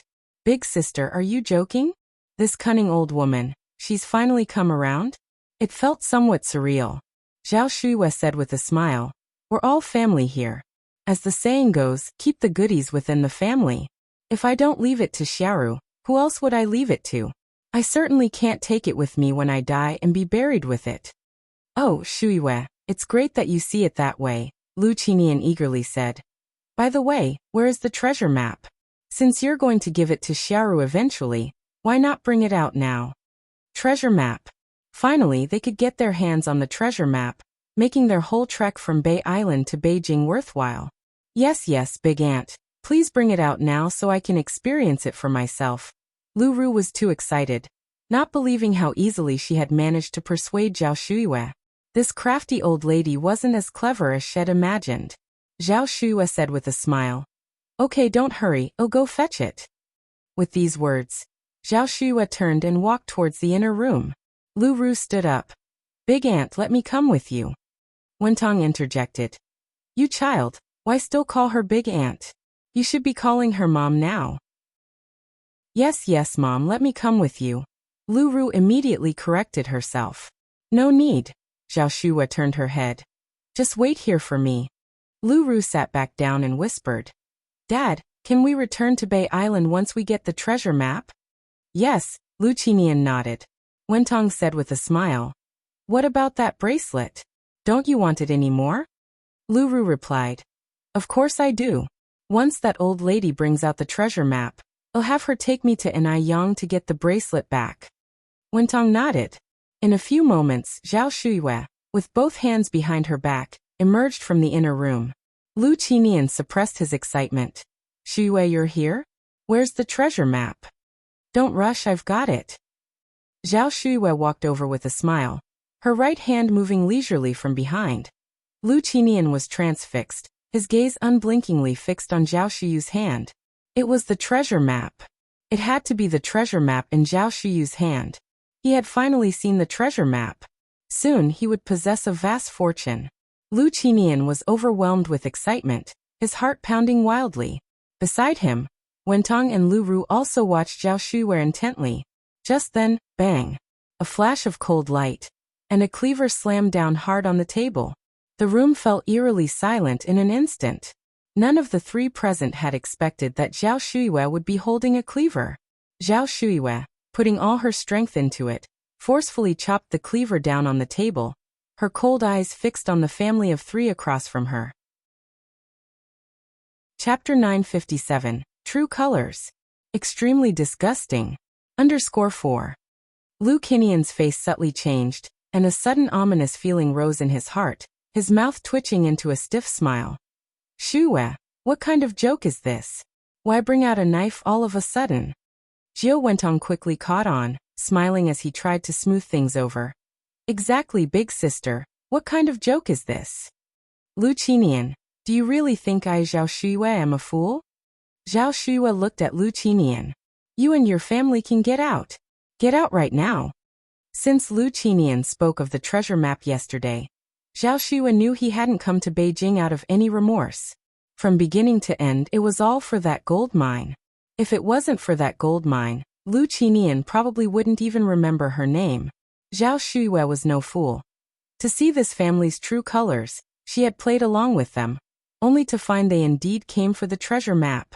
What utter shamelessness. Her 60 years of waiting, watching over mere ingrates. It was almost laughable. Shuiwei, you must be misunderstanding something? Lu Qinian tried to calm himself. I can explain. What actually is going on with this Zhao Shuiwei? How could her demeanor change so suddenly? She was nothing like the understanding Zhao family's fourth miss from back then. No need for explanations. Just leave. Zhao Shuiwei picked up the kitchen knife, pointing it towards the door. Lu Ru swallowed hard. Mom, please calm down. Zhao Shuiwei turned to look at Lu Ru. You should look at yourself in the mirror. With what weight do you claim to be my daughter, Zhao Shuiwei? At a time like this, Lu Ru dared to shamelessly call her mother. It was truly the craftsmanship of Lu Qinian's nurturing. How had she failed to see their true nature earlier? Big sister. Jiao Wentong spoke up. Zhao Shuiwei looked at Jiao Wentong. I have 3 older brothers and 1 younger brother. Since when did I get a younger sister? Jiao Wentong, what right do you have to call me big sister? Jiao Wentong turned pale. Zhao Shuiwei, what exactly do you want? Wentong genuinely cares for you. Don't be so ungrateful. Lu Qinian erupted with anger. If it were another woman, who else could compare to Jiao Wentong's magnanimity in voluntarily addressing Zhao Shuiwei as a big sister? Zhao Shuiwei was truly pushing her luck. She truly knew nothing of gratitude. Enduring the insults hurled at Jiao Wentong by Zhao Shuiwei was something Lu Qinian couldn't tolerate. Nor did he wish to see Jiao Wentong humiliated in front of Zhao Shuiwei any longer. Ungrateful was she? Hearing this, Zhao Shuiwei wore a self-mocking expression, pointing towards the door. Get out! Get out of my sight this instant. Lu Qinian, let me be honest with you. Our family ancestors indeed hid a stash of gold, not just gold but also many precious silks and exotic treasures. The treasure map is here with me, but you will never lay your hands on this map. I'd rather burn it, throw it away, or feed it to stray dogs than let a villain like you have it. Lu Qinian wanted that treasure map, didn't he? She would let him taste the torment of desire unfulfilled. Hearing this, Lu Qinian felt terrible. He had known that Zhao Shuiwei definitely possessed the treasure map. That damned old hag. She was doing this on purpose. She had purposely set a trap for him. She had purposely made him suffer. And to think she didn't care at all about their past affection as husband and wife. Lu Qinian wanted to rage, but faced with the treasure map, he had no choice but to suppress his anger. Shuiwei, I'm sorry. I was wrong just now. My words were reckless, unintended. Wentong is a good woman. Please don't speak like this about her. Jiao Wentong immediately cried out. Big sister, I've already told you if you're bothered by me, I can divorce Haoshan. I don't want anything. I just want you two to be happy. The couple played their roles well, almost convincingly. If it had been before, Zhao Shuiwei might have believed them. But now not anymore. Lu Qinian continued. There's a saying, a day of marriage endures 100 days of grace. Shuiwei, we were a loving couple for 2 years after all. I genuinely want to make it up to you, to adopt Xiaoru as your daughter. Don't you hold any affection for our past at all? Lu Qinian was 2 years older than Zhao Shuiyue. She was 16 when they married, and they separated when Zhao Shuiyue was 18. Zhao Shuiyue and Lu Qinian had grown up together, childhood sweethearts, innocent and carefree. Chapter 958. True Colors. Extremely disgusting. _5. What a pity, it could never go back to how it was. Now the person before her eyes was no longer the bedfellow of the past. Now when mentioning the past, Zhao Shuiyue could only feel irony and ridicule. Don't bring up the past with me, Lu Qinian. You don't deserve it. My father was blind to save you from the snow all those years ago. Old Master Zhao should have let Lu Qinian freeze to death in the snow back then. Shuiyue, Lu Qinian sighed, his expression one of pain and helplessness. I wronged you in the past. What do I have to do for you to forgive me? Get lost. Get out of here now. Zhao Shuiyue tightened her grip on the kitchen knife in her hand. If you don't get lost, watch out. I won't be polite. Lu Qinian, I'm staking everything today. I'm ready to fight you with my life. Zhao Shuiyue was serious, and Lu Qinian narrowed his eyes before saying, All right, we'll leave, we're leaving. Shuiyue, don't get agitated, don't get angry. It's bad for your health. In this situation, one mustn't act recklessly. One needed to think of a foolproof plan. With those words, Lu Qinian left with Jiao Wentong and Lu Ru. Unfortunately, when it rains, it pours. The car stopped working just as they reached the entrance of the village. Lu Qinian got out to check. It seems like the engine has stalled due to carbon buildup. Jiao Wentong got out of the car as well. Can we start it again? Lu Qinian shook his head. What should we do then? Jiao Wentong was a little anxious. Lu Qinian continued. First, let's make a phone call. Have someone come over to fix it. On the way here, I saw telephone poles by the road. Surely someone in the village must have a phone at home. In those days, not many families had a phone installed, and finding out which home had a phone was simple. Just follow the telephone poles. Naturally, it was up to the women to knock on doors. So Jiao Wentong went to a house with a telephone to knock. The door opened quickly. The door was opened by a beautiful young woman in her 30s or 40s, with a strangely familiar feeling to her. Jiao Wentong squinted her eyes and smiled. Miss, may I use your phone please? As Jiao Wentong felt the familiarity, Anai Tsuehua also felt that Jiao Wentong looked familiar. Who is this? Why did she feel like she had seen her somewhere before? Anai Tsuehua hesitated for a moment, then said, Come in. Thank you. Jiao Wentong expressed her gratitude. Once inside the courtyard, Jiao Wentong was taken aback, not expecting a seemingly ordinary rural courtyard to hide such wonder. There was a telephone in the living room. Go ahead. Jiao Wentong thanked her again, picked up the phone, and as she lifted the receiver, her light red sleeve slid down her wrist due to her movement, revealing a brown scar on her fair skin, as if bitten by something. Anai Tsuehua frowned slightly, feeling a headache at the back of her head. Why did she find this scar so strange? It didn't take long for Jiao Wentong to make the call. Miss, thank you so much. How much is the phone bill? I'll pay you. Anai Tsuehua smiled and said, Everyone faces difficulties away from home. You didn't even make a minute's call. There's no need to pay. Is there a guest at home? Old Lady Zheng came in with little Anai Yin from the outside. Anai Tsuehua said, This elder sister's car broke down at the entrance of our village, so she came to use our phone. Old Lady Zheng nodded. I see. But looking up, she found the person strangely familiar. Is this a young version of Dr. Jiang? Old Lady Zheng was stunned. Jiao Wentong was also shocked. She hadn't expected to accidentally stumble into Old Lady Zheng's home. Could this person be Old Lady Zheng's daughter from the countryside? No wonder she always felt Anai Tsuehua was so familiar. Jiao Wentong didn't want to stay any longer, suppressing the panic in her heart. She smiled and said, Miss, thank you. My husband and child are still waiting for me there, so I'd better leave now. All right.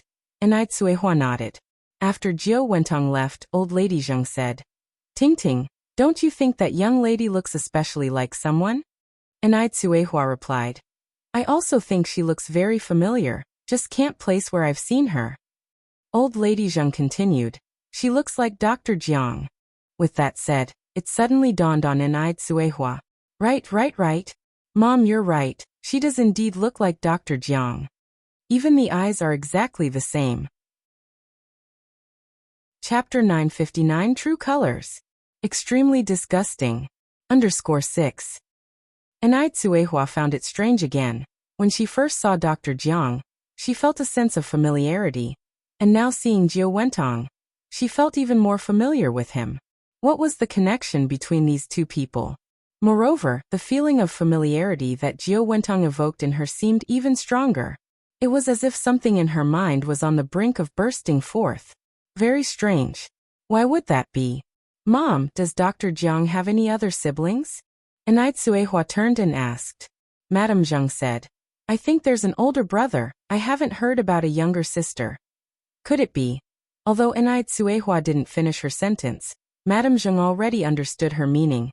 You mean to say, could she be Dr. Jiang's daughter? Enai Tsuehua nodded. Madame Zheng frowned slightly. Jiang Yan is a very scheming person. It's hard to say for sure with her. It seems ill need to have someone look into this. It was odd, but ever since she met Jiao Wentong, Madame Zheng felt unsettled. Having returned to Lu Qinian's side, Jiao Wentong was breaking out in sweat again and again. The Zheng family held significant power in Beijing, and since they had come from Taiwan Island, they were currently unable to challenge the Zheng family. If Madame Zheng discovered that matter, everything would be over. Had he known this would happen, he should have let Lu Ru make the phone call. Such an unnecessary trouble brought upon himself. Truly bad luck. Mom, are you very hot? Why are you sweating so much? Lu Ru approached Jiao Wentong and asked curiously. Although it was summer, the bamboo groves on either side of the road brought cool breezes, making it not feel hot at all, but Jiao Wentong kept perspiring. Jiao Wentong wiped off her sweat. Mom just walked over from there. How could I not be hot? Let me fan you then, Lu Ru said, and began to fan Jiao Wentong with her hand. Soon enough, the repair person arrived. When Enai Yang returned home, she happened to see Jiao Wentong and the others fixing their car. She pretended not to see them and rode away on her bicycle. Back home, Madame Zheng mentioned seeing someone who looked very much like Dr. Jiang. Enai Yang said, Grandma, are you talking about Jiao Wentong? Madame Zheng was startled. Same surname as Jiang? Could it be that Jiao Wentong really had some connection to Dr. Jiang? Enai Yang clarified. It's the Jiang character with the 3 water radicals.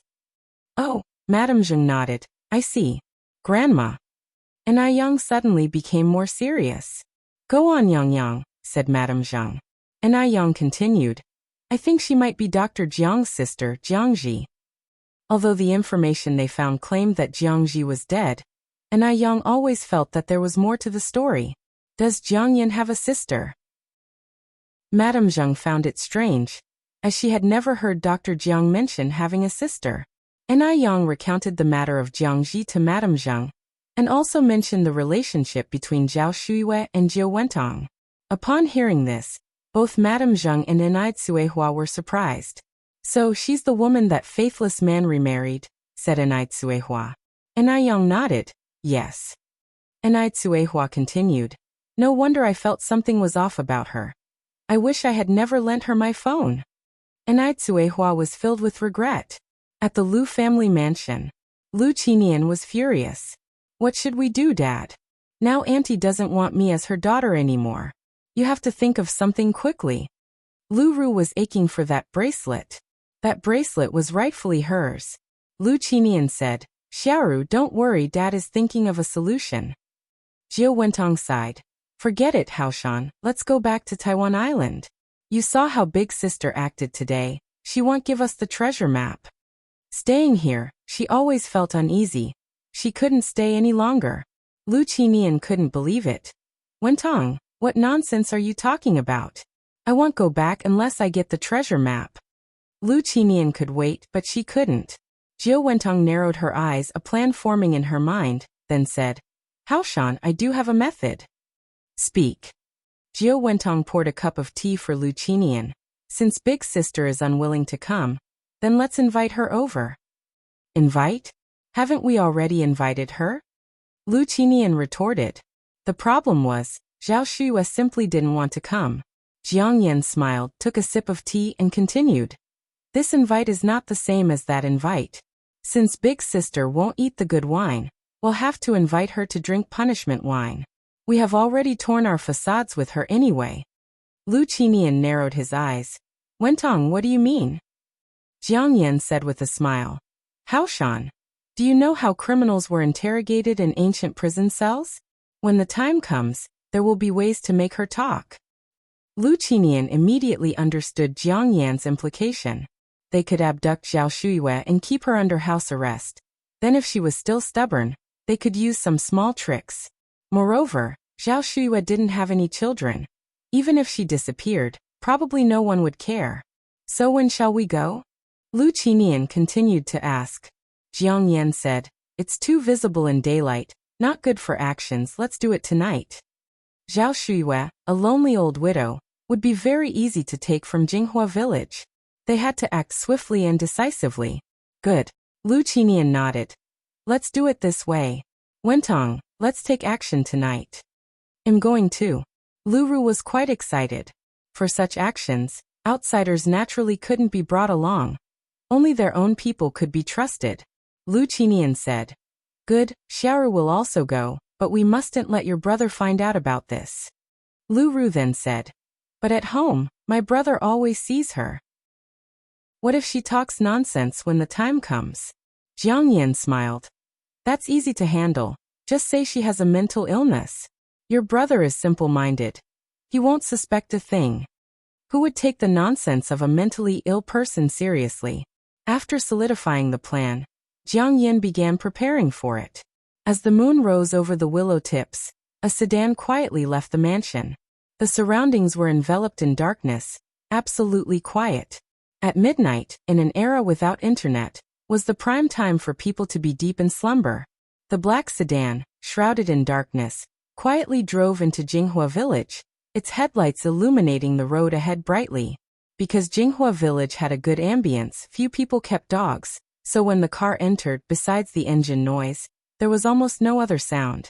But the engine's sound and the light startled the resting birds on the trees. Chirp! Who of sound mind would care about the birds in the trees? Xiaoru, you stay in the car, your mom and I will go in. Lu Qinian looked at Lu Ru. Okay. Lu Ru nodded. Since it was summer, people didn't close their windows when sleeping, which made it convenient for Jiang Yan. She pulled out a tube, aimed it at the window, and blew white smoke into the room. Will this really work? Lu Qinian asked. Don't worry, it will be fine.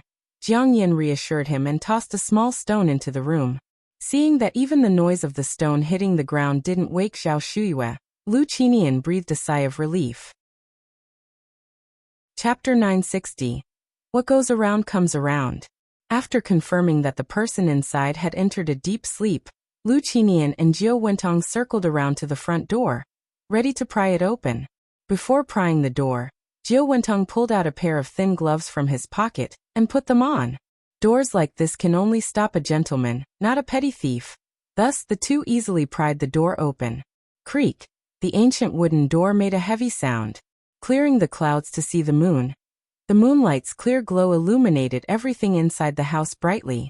Jiao Wentong, holding Lu Qinian with one hand and a flashlight with the other, headed towards the inner room. Haoshan, be gentle. Lu Qinian nodded. Zhao Shiyu's bedroom was still locked, and Jiao Wentong took out his lock-picking tools and quickly pried the lock open. The two of them walked into the bedroom together. Zhao Shuiyue was sleeping on the bed. In order to prevent Zhao Shuiyue from hiding the treasure map at home, the two of them flashed their flashlights around, tossing the place upside down. This medicine was very effective. The noise they made while searching was loud, but Zhao Shuiyue didn't wake up. Haoshan, Jiao Wentong found an old dressing box in the corner. Look at this. Although the dressing table was quite old, one could still see that it was made of fine golden Namu wood, and the cover of the dressing box was locked with a small brass lock that had turned green with rust. This is a good item, let's take it for now. Lu Qinian immediately recognized it as Zhao Shiyu's bridal dowry. As he spoke, Lu Qinian continued, let's go look over there. Since Zhao Shuiyue wouldn't wake up anytime soon, they could take their time searching. If they could find the treasure map, They wouldn't need to waste their energy taking Zhao Shuyue back. Yang woke up at exactly 12:20 a.m., feeling a bit thirsty.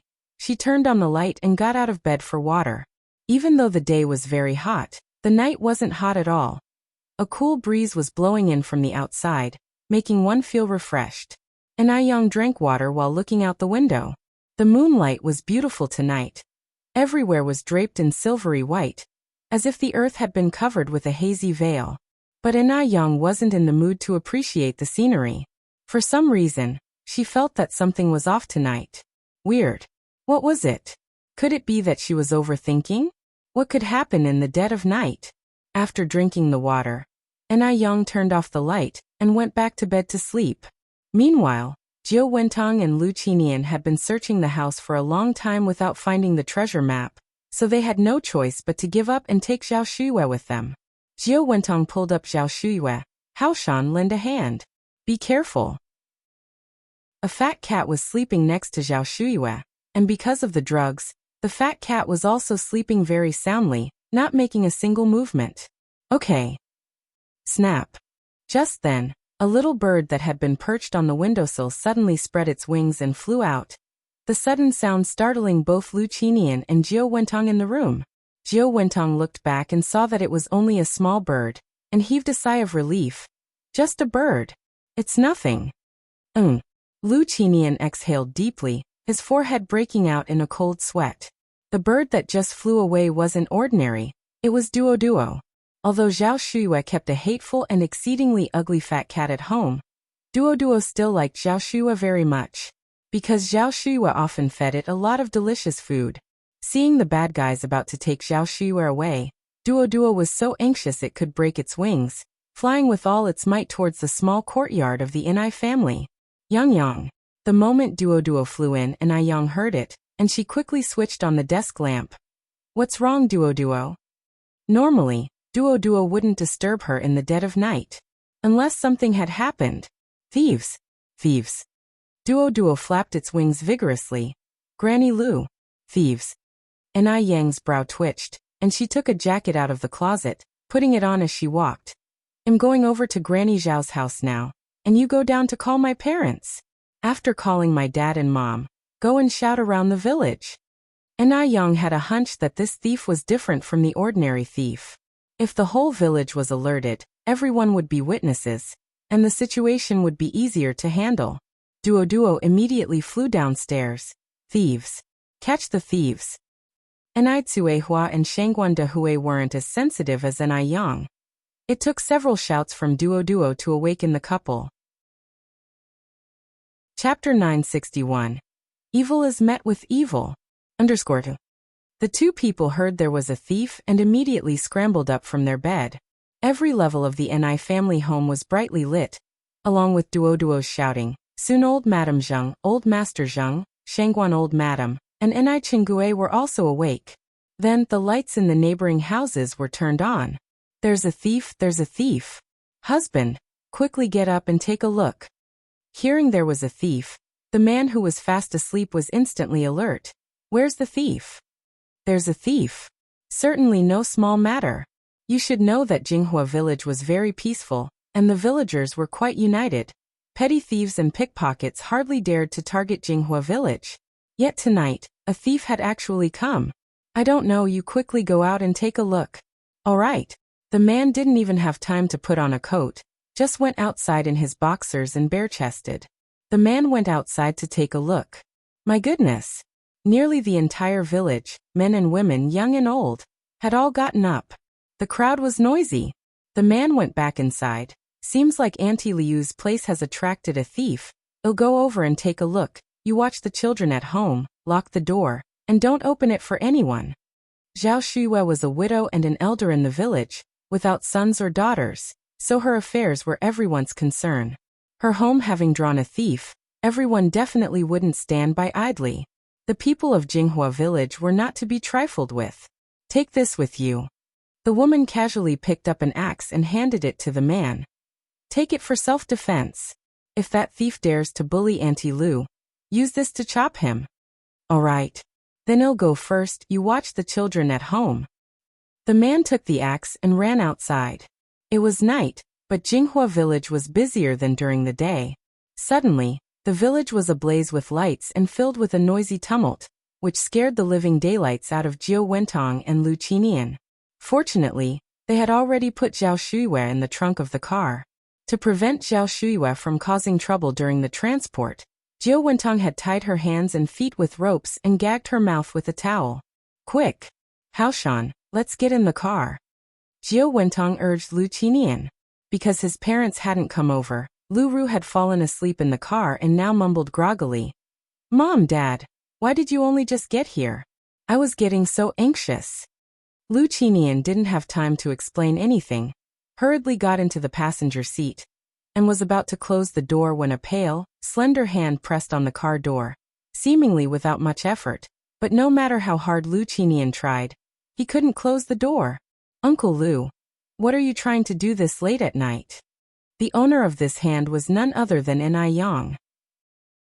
Suppressing the panic in his heart, Lu Qinian replied with a smile. Oh, it's Yang Yang. I was just visiting your Grandma Zhao's house. Enai Yang narrowed her eyes. Paying a visit in the middle of the night? Lying through your teeth. Jiao Wentong joined in with a smile. We just came to check on Big Sister. It's getting late, we should be heading back. Just then, the voice of Enai Tsuehua came from the other side. Yang Yang. Hearing that a thief had visited Jinghua village, Enai Tsuehua was almost frantic with worry, scared that Enai Yang might have encountered danger. No matter how capable Enai Yang was, she was still just a young girl, and there wasn't a mother in the world who wouldn't be concerned about her own daughter. Mom. Enai Yang looked back. In the time it took to speak, taking advantage of Enai Yang looking away, Jiao Wentong immediately shut the car door. Haoshan, let's hurry and go. Lu Qinian slammed on the accelerator, and the car shot out like a rocket. Enai Yang curved her lips slightly, not in a hurry, just looking ahead like that, her composure unshakable. Seconds later, a piercing screech of brakes was heard from the front. SSS. Having lived in Jinghua village for so long, Enai Yang naturally knew the character of the villagers. Under such circumstances, the villagers wouldn't sit idly by. In front, the villagers were hand in hand, holding flashlights, and had encircled the black sedan from inside and out so tightly that not a drop could get through. Yang Yang, are you all right? Enai Tsuehua and Shengguan Dehui ran up to Enai Yang. Enai Yang shook her head. I'm fine. Mom, you and Dad go check on Grandma Zhao. I'll go see what's happening with Lu Qinian and the others. Okay. Enai Tsuehua nodded. Enai Yang jogged towards the front. Yang Yang, we've caught the thief. Seeing Enai Yang approach, the crowd spontaneously opened a path for her. Beat this damn dog to death. He even dared to come to Jinghua village. Yeah. Beat him to death. Lu Qinian knew things had gotten serious and hurriedly opened the car door to get out, taking out cigarettes from his pocket and distributing them to the crowd. Misunderstanding. Fellow villagers, this is a misunderstanding. I'm a relative of Shuyu's family. This is my wife, and my daughter is sitting in the car. We came to see Shuyue. We're not thieves. Chapter 962. Evil is met with evil. _3. Who is Shuyue? The matter about Zhao Shuyue hadn't spread through the village yet, so everyone knew her only by her last name Lu and didn't know her real name.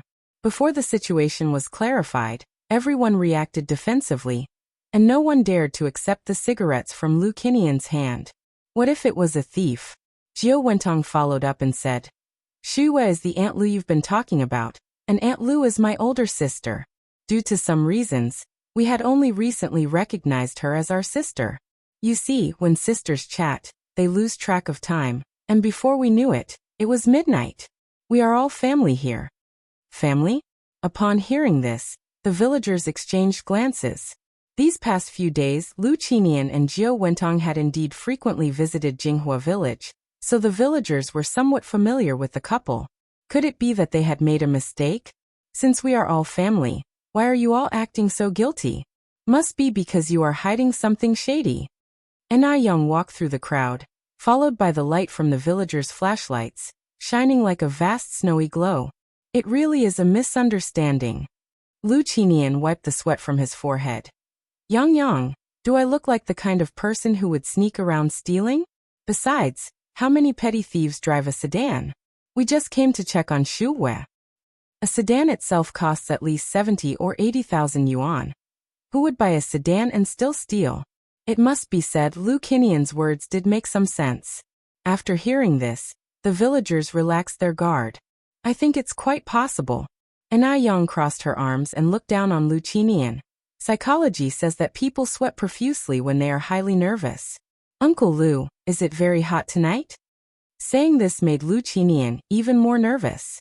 For some reason, even though Anai Yang was just a teenager, he couldn't help but feel incredibly anxious, with cold sweat layering his back. He couldn't control it. In front of Anai Yang, he was like a mouse seeing a cat. We really didn't steal anything. Jiao Wentong opened both sides of the car doors. If you don't believe it, you can check for yourself. Villagers stepped forward and shone flashlights inside the car. Aside from a young girl sitting in the back seat, there seemed to be nothing else. Lu Ru, who was like a pampered young lady, had never experienced a situation like this, and was nearly scared to death. What should she do now? If she had known it would be like this, she wouldn't have come along. Who knew Jinghua village was so unified? And the trunk? Anai Yang spoke indifferently. Just because there's nothing inside the car doesn't mean there's nothing in the trunk. It was the middle of the night. This family of 3 wouldn't come here for no reason. Moreover, since Zhao Shuiwei was born into a wealthy family, she might hold something Lu Qinian desperately wanted. The village chief shone his flashlight at the trunk. Open the trunk and let us see. Hearing the word trunk, Lu Qinian swallowed hard, the nervousness he had suppressed now surging back. His mind went blank. Jiao Wentong was quicker to react, pressing her hand against the trunk. The trunk contains our private items. It's not appropriate to show you. Even the police need a search warrant to search, and you have no right to inspect our trunk. Seeing Jiao Wentong act this way, Lu Qinian quickly stood in front of the trunk.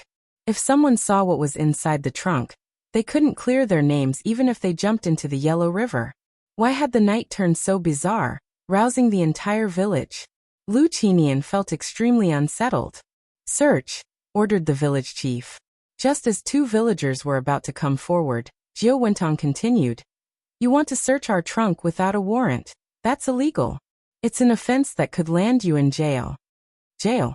Hearing this, the 2 villagers who were about to proceed instinctively stopped. In such good times, who wanted to end up in jail? Just then Anai Tsuehua and Shengguan Dehui came running from behind, panting. Yang Yang. Your Grandma Liu's house has been turned upside down. And she's not at home. Maybe because she was used to calling her Grandma Liu. Anai Tsuehua had a hard time changing her way of addressing. Hearing this, the nearby villagers immediately perked up again. Chapter 963. What goes around comes around. _4. Stay alert. Nobody's home. And the house has been turned upside down. Who the hell did this? It's so obvious. Surround them. Don't let them get away. God damn it. Where have you taken Auntie Lu? No, it wasn't us. Folks, you've got it all wrong. Zhao Shuiwei really is my elder sister. Think about it, everyone. Would I hurt my own sister? It was them. They've hidden my sister away. They want to kill her. And then they want to frame us for it. When Jiao Wentong got to this point, he suddenly pointed at Anai Tsuehua and Shengguan Dehui. Their family has been eyeing us with contempt for a long time. They did it on purpose. Villagers, you must seek justice for my sister. Not a single good person exists in that family, whether old or young. Jiao Wentong might have been better off not saying these words, as they only enraged the crowd even more. You must know, Anai Yang is the pride of Jinghua village. The lucky star of the village. And this woman dared to speak ill of the Anai family like this. Get out of my way, you old bat. Wang Jinfang, already known for her rowdiness, pushed Jiao Wentong aside. Today, I've got to see what you're hiding in that trunk. Fatsai, you and Brother Tiniu, go open that trunk. Daring to provoke the Anai family for no reason. Even if it meant going to jail, they weren't afraid.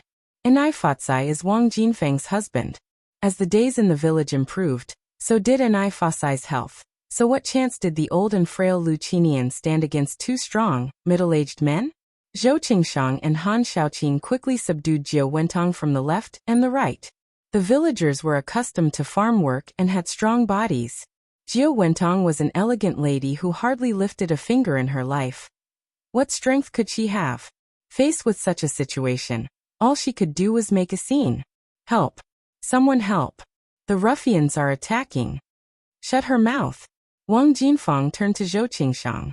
Zhou Qingshang produced a piece of black and smelly cloth from nowhere, and stuffed it directly into Jiao Wentong's mouth. No sooner had they gagged Jiao Wentong than Enai Fatsai and Wang Tiniu opened the trunk. Clack! With that sound, the hearts of Jiao Wentong and Lu Qinian sank, and a chill ran through their bodies. It's over. It's all over. No one expected Zhao Shuiyue to be in the trunk.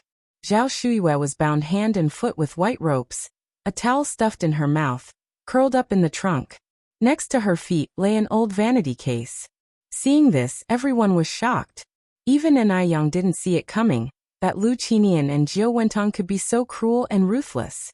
Why would they kidnap Zhao Shuiyue? Woo-woo, woo-woo. Just as everyone was still in shock, a series of urgent siren sounds suddenly pierced the air. 3 police cars drove up. What's happened here? Who called the police? Officer, I called the police. I'm the village chief of Jinghua village. The village chief stepped forward. These thieves not only came to our village to steal, but also kidnapped one of our elderly residents. Now we've caught them red-handed. With Zhao Shuiyue still bound and folded in the trunk, and with so many eyewitnesses present, there was no way they could deny it. The police immediately untied Zhao Shuiyue. Is there a doctor among you? I am. Enai Yang stepped forward. You. The young officer hesitated for a moment, then said, Then please check on this elder for us. Of course. Enai Yang nodded and knelt down to take Zhao Shuyu's pulse, then checked her eyelids. Granny Zhao has inhaled some kind of toxin that has caused her to become comatose. Her condition is not good. She needs treatment immediately. Officer, I'm going to take Granny Zhao to the hospital right away. Although traditional Chinese medicine is powerful, sometimes it can't do everything alone, and a combination of Western and Chinese medicines is needed. The toxin itself was not very harmful to the human body, but Zhao Shuyu's special constitution meant that she needed immediate fluids, and then acupuncture treatment. The young officer nodded. Xiaosun and Xiaoma, go with this comrade to the hospital. All right. Xiaosun and Xiaoma immediately helped carry Zhao Shuiyue to the vehicle. Xiaoma was a driver. Enai Yang frowned slightly. Officer, Granny Zhao's condition is very special. She needs to get to the hospital within 10 minutes. Let me drive. Chapter 964. What goes around comes around. _5. 10 minutes? It would take at least 30 minutes to reach the nearest hospital at top speed. 10 minutes is simply impossible. Comrade, are you kidding? Xiaoma asked incredulously. No, Enai Yang replied seriously. Seeing no trace of jest in Enai Yang's demeanor, and the situation being extremely urgent, a matter of life and death after all, Xiaoma didn't say another word and gave up the driver's seat to Enai Yang. Thank you for your trust. Enai Yang got into the driver's seat and performed the startup sequence. Ignition, engine start, throttle, all in one smooth motion. Before the others in the car could even react, the vehicle had already shot out at lightning speed. The 2 police officers exchanged a startled glance, each seeing the shock in the other's eyes. My God! This was incredible. No one had expected that a country girl could drive this well. The journey, which was supposed to take 10 minutes, was completed by Enai Yang in just 5 minutes to the front of the hospital. Now even the way the 2 police officers looked at Enai Yang had changed. Comrade, what's your name? One of the officers asked as they brought Zhao Shuiyue to the emergency room and finally had a moment to take down her statement. Enai Yang responded in an even tone. My name is Enai Yang. And I with the individual component and Yang with the meaning smoke, as in the warm sun's rays cause smoke to rise from Lantian jade. And what relation is the elder to you? Over at Jinghua village. The police officer took out handcuffs from his belt and stood in front of Lu Qinian and Jiao Wentong, saying sternly, The 2 of you, put your hands up. Don't move. Officer, there's another one in the car, a villager reminded. Lu Ru was scared to death inside the car. Officer, I'm not a thief, I've been wronged. The officers always carried out fair investigations. They would never mistakenly accuse an innocent person, nor would they let a guilty party go free. Cold handcuffs were promptly clasped onto Lu Ru's wrists. Save your words for the police station. Xiaolu, Xiaozhang, you all follow the village chief to the victim's home to gather evidence. Got it. The village chief led the way. Come with me this way, comrades.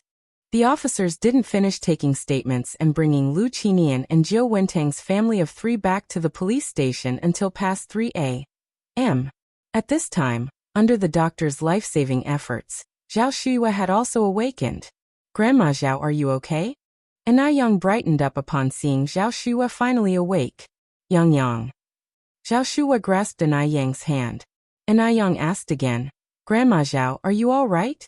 Zhao Shuya shook her head, tears streaming down the corners of her eyes. I'm fine, but I just never expected Lu Qinian to be so heartless. He could actually do such a thing. Although Zhao Shuya had been in a coma, her consciousness had always been clear. She could never have imagined that Lu Qinian would treat her this way. Anai Yang reassured her. It's good you're okay. Lu Qinian and Jiu Wentang have already been arrested by the officers. You just need to clarify the details to them later.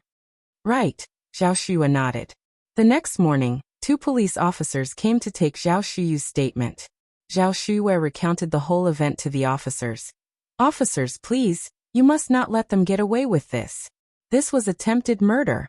What they did was illegal. If it hadn't been for Yang noticing in time last night, I, an old woman, probably wouldn't be alive right now. Don't worry, ma'am, we will ensure justice is served. Lu Qi woke up the next morning to find his parents and sister weren't home. As he wondered why, a servant came in. Young master, the police officers are here to see you. Police officers? Lu Qi was stunned momentarily, puzzled as to why the police were looking for him. He considered himself a good citizen, never having done anything wrong. After learning the whole truth, Lu Qi turned pale. Officer, there must be some mistake, right? My parents are good people. How could they possibly do such a thing?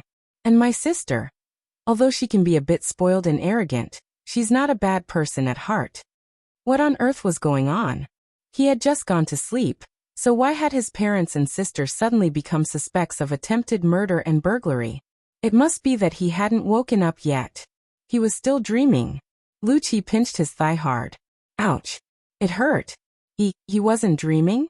Lu Qi suddenly laughed. Officer, you must be joking with me this early in the morning. It had to be the officers playing a joke on him. Chapter 965. What goes around comes around. _6. With those words, Lu Qi continued. Comrade police officer, does our family look like one that needs to commit theft? Theft? It's simply non-existent. Their family wasn't struggling to get by. Murder attempt was even more unlikely, as they had just arrived in Beijing not long ago and hadn't made any enemies.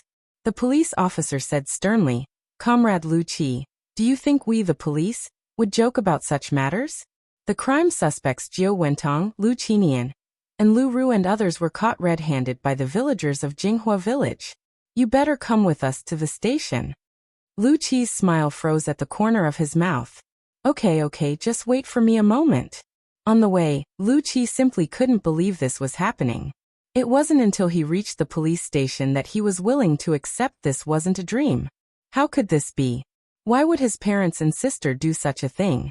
The family was split up and locked away. Upon seeing Lu Qi, Jiu Wentang became very agitated. Xiaoqi, you're here. You must save Mom. She's innocent. Go find a lawyer quick. Lu Qi said. Mom, don't worry, I'll find you a lawyer right away. As long as you haven't done those things, I believe the police comrades will release you after they have investigated properly. Lu Qi still couldn't believe that his always gentle and kind mother could do such a thing. There must be some misunderstanding. In contrast to Jiu Wentang, Lu Qinian seemed especially calm. Sitting in the interrogation room, he seemed to have aged overnight. These things were all done by me alone. They have nothing to do with my wife and child. They were all kept in the dark by me. Hearing this, Lu Qi was stunned. So, it turned out they really did these unforgivable deeds. Why? Why would they do such a thing? Dad. Lu Qi rushed out. Why? Why did you do this? Faced with his furious son, Lu Qinian chose to remain silent. Lu Qi's eyes turned red. He never imagined that his father, who was always a mountainous figure in his heart, could do such a thing. Suddenly, Lu Qi felt as though the sky was falling. His world turned dark. Lu Qi slid down against the wall and burst into loud sobs. He used to be a crybaby as a child, but since growing up, he had never cried again. This was the first time. Over at Lu Russ' side. Comrade police officer. I'm innocent. I don't know anything, please let me go. Everything was done by my parents. I was asleep in the car at that time. I didn't know anything. Please let me out, okay? Seeing the red-eyed Lu Qi, Lu Ru clung to him like a lifeline. Brother, please save me. All this was done by Mom and Dad. I really didn't know. I didn't know anything. Brother, please save me. I don't want to be locked up here. I want to get out. Lu Qi was Lu Russ' lifeline, but Lu Ru became the last straw that broke Lu Qi. Why? Was this still his sweet and lovely sister? Or was the harmonious family he remembered just a dream all along? By the time he left the police station, Lu Qi was still unsteady on his feet. How he wished all this was just a dream. After waking from the dream, their family of 4 would still be harmonious. Just then, voices came from ahead. Lu Qi looked up to see An Yang and Zhao Shuyue. He quickly stepped aside and hid behind a pillar. It wasn't that he hated An Yang, but he felt ashamed to face An Yang and Zhao Shuyue. After his parents and sister had committed such a disgrace, he, as a son and an elder brother, bore some responsibility. If he had been more vigilant the night before, he might have noticed his parents leaving the mansion, and could have possibly prevented this. It was all his fault. He was responsible. Lu Qi was filled with self-blame, pounding his own head in frustration. After leaving the police station, Lu Qi contacted a lawyer. No matter what, the people locked up were his parents, and no matter what they had done, he couldn't just sit by and do nothing. He left everything to the lawyer, and now all he could do was to hope for the best. Because Lu Qinian took on all the guilt, Jiu Wentong and Lu Ru firmly denied any involvement, and since only Lu Qinian's fingerprints were found at the scene, he was the only one sentenced to life imprisonment due to insufficient evidence. Jiu Wentong and Lu Ru were released on bail by Lu Qi. Having been released from the detention center, Jiu Wentong and Lu Ru had lost a lot of weight. Jiu Wentong's first words upon seeing Lu Qi were, "Xiaoqi, let's go back to Taiwan Island." She really couldn't stand staying in Beijing anymore. Lu Qi's face had lost its former luster and looked utterly defeated. "We can't go back now." "Why?" Jiu Wentong's complexion changed. Lu Qi continued, "Your travel has been restricted, and now you can't even leave the urban area, let alone go back to Taiwan Island." Lu Russ' complexion was also very bad. The past several days in the detention center had worn her down to nothing. "When can we go back then?"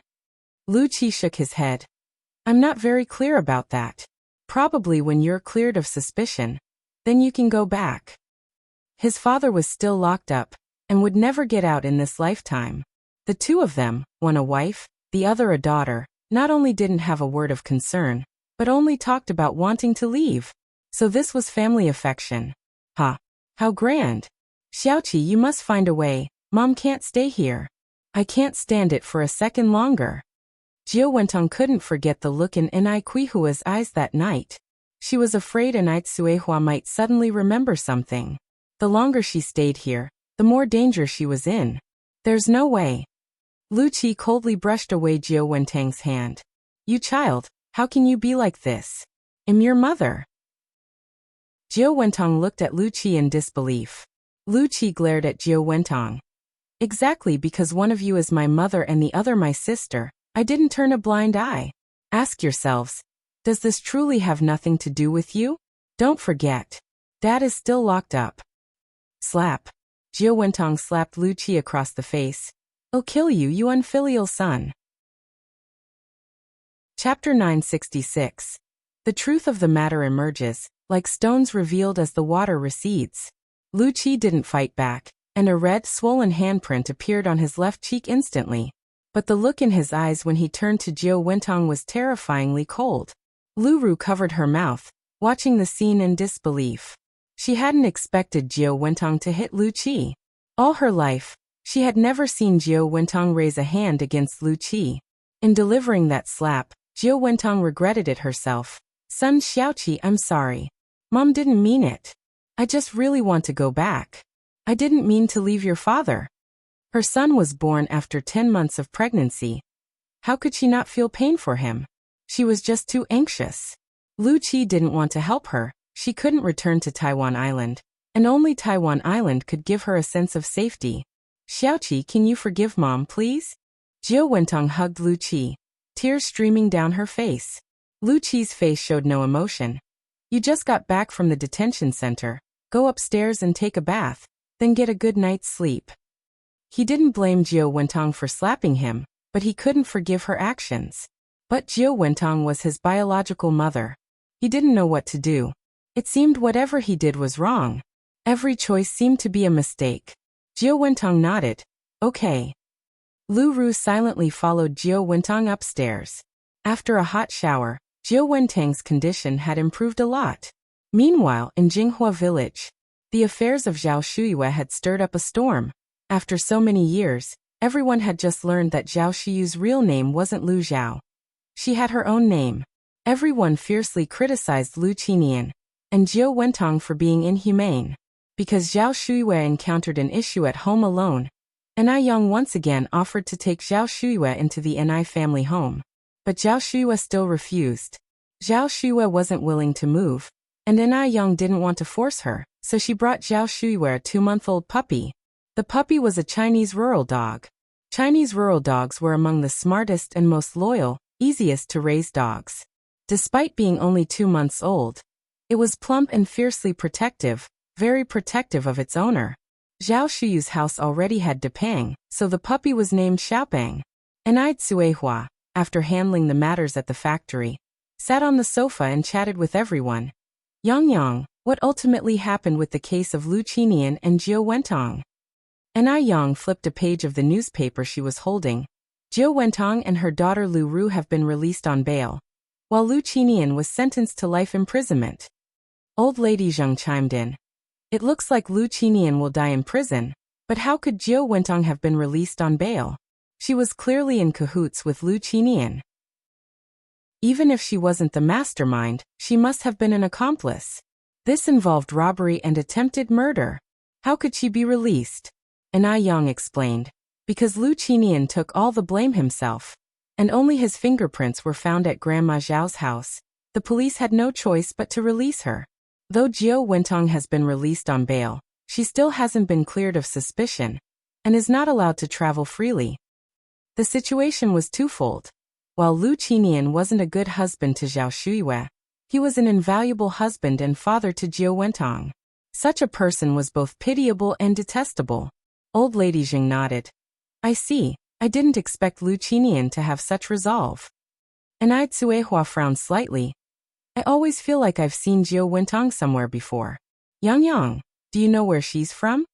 It was the first time Enai Tsuehua had mentioned this, so Enai Yang quickly put down the newspaper. About that, I once indirectly asked Lu Qi. He said Jiao Wentong is from Xiaomu village in Haiqing City. Xiaomu village? Enai Tsuehua was startled since she had grown up in Xiaomu village. Enai Yang nodded. Enai Tsuehua frowned again. Xiaomu village only has around 20 households. If she really is from Xiaomu village, there's no way I wouldn't have heard about her. Plus we don't have the Ji surname in Xiaomu village. Most in the Xiaomu village were surnamed Zhu and Enai. Enai Yang added. I also think it's strange. If Jiao Wentong really was from Xiaomu village, she couldn't possibly be unaware of Dam village. But when Lu Qi asked her if she knew about Dam village, she claimed she didn't remember. Xiaomu village and Dam village are adjacent. If Jiao Wentong truly came from Xiaomu village, she couldn't possibly be unaware of Dam village. But if Jiao Wentong wasn't from Xiaomu village, then how did she know about it? And why did Enai Tsuehua find her so familiar? Chapter 967. The truth of the matter emerges. like stones revealed as the water recedes _2. All of this was very strange. Only if you've seen someone before, can you find them familiar, Mom? Think carefully. Have you met Jiao Wentong before? And Yang continued to ask. And Suehua pinched her temples. I can't remember, and every time I start to think about these questions, my head throbs painfully. It's really uncomfortable. Over the past few days, she still couldn't recall where she had seen Jiao Wentong before, and her head was still aching terribly. And Yang narrowed her eyes. Let me take a look at you. And Yang reached out to take Kuihua's pulse. From the pulse, Kuihua's body didn't show any abnormalities, but many issues couldn't be detected by pulse diagnosis alone, and required instrumental examination. Mom, how about we go to the hospital for a CT scan? A headache is no trivial matter. CT machines were invented as far back as 1971, and it was now 1985, 14 years later. The CT technology in Beijing had matured considerably. It just wasn't as advanced as in later years. Do we really need to go through all that? And Suehua said, it's just an occasional headache, not a persistent one. Ting Ting, let's go. Health is not to be taken lightly, Grandmother Shangguan said. I will accompany you. Mrs. Zheng nodded in agreement. Your mother-in-law is right, Ting Ting. I'll also go with you. And Yang picked up the car keys from the coffee table. Grandmas, no need for you to come. I can take my mom by myself. Hospitals are full of germs, and your immune systems aren't as strong as young people's. Besides, there's not much help you can offer by going.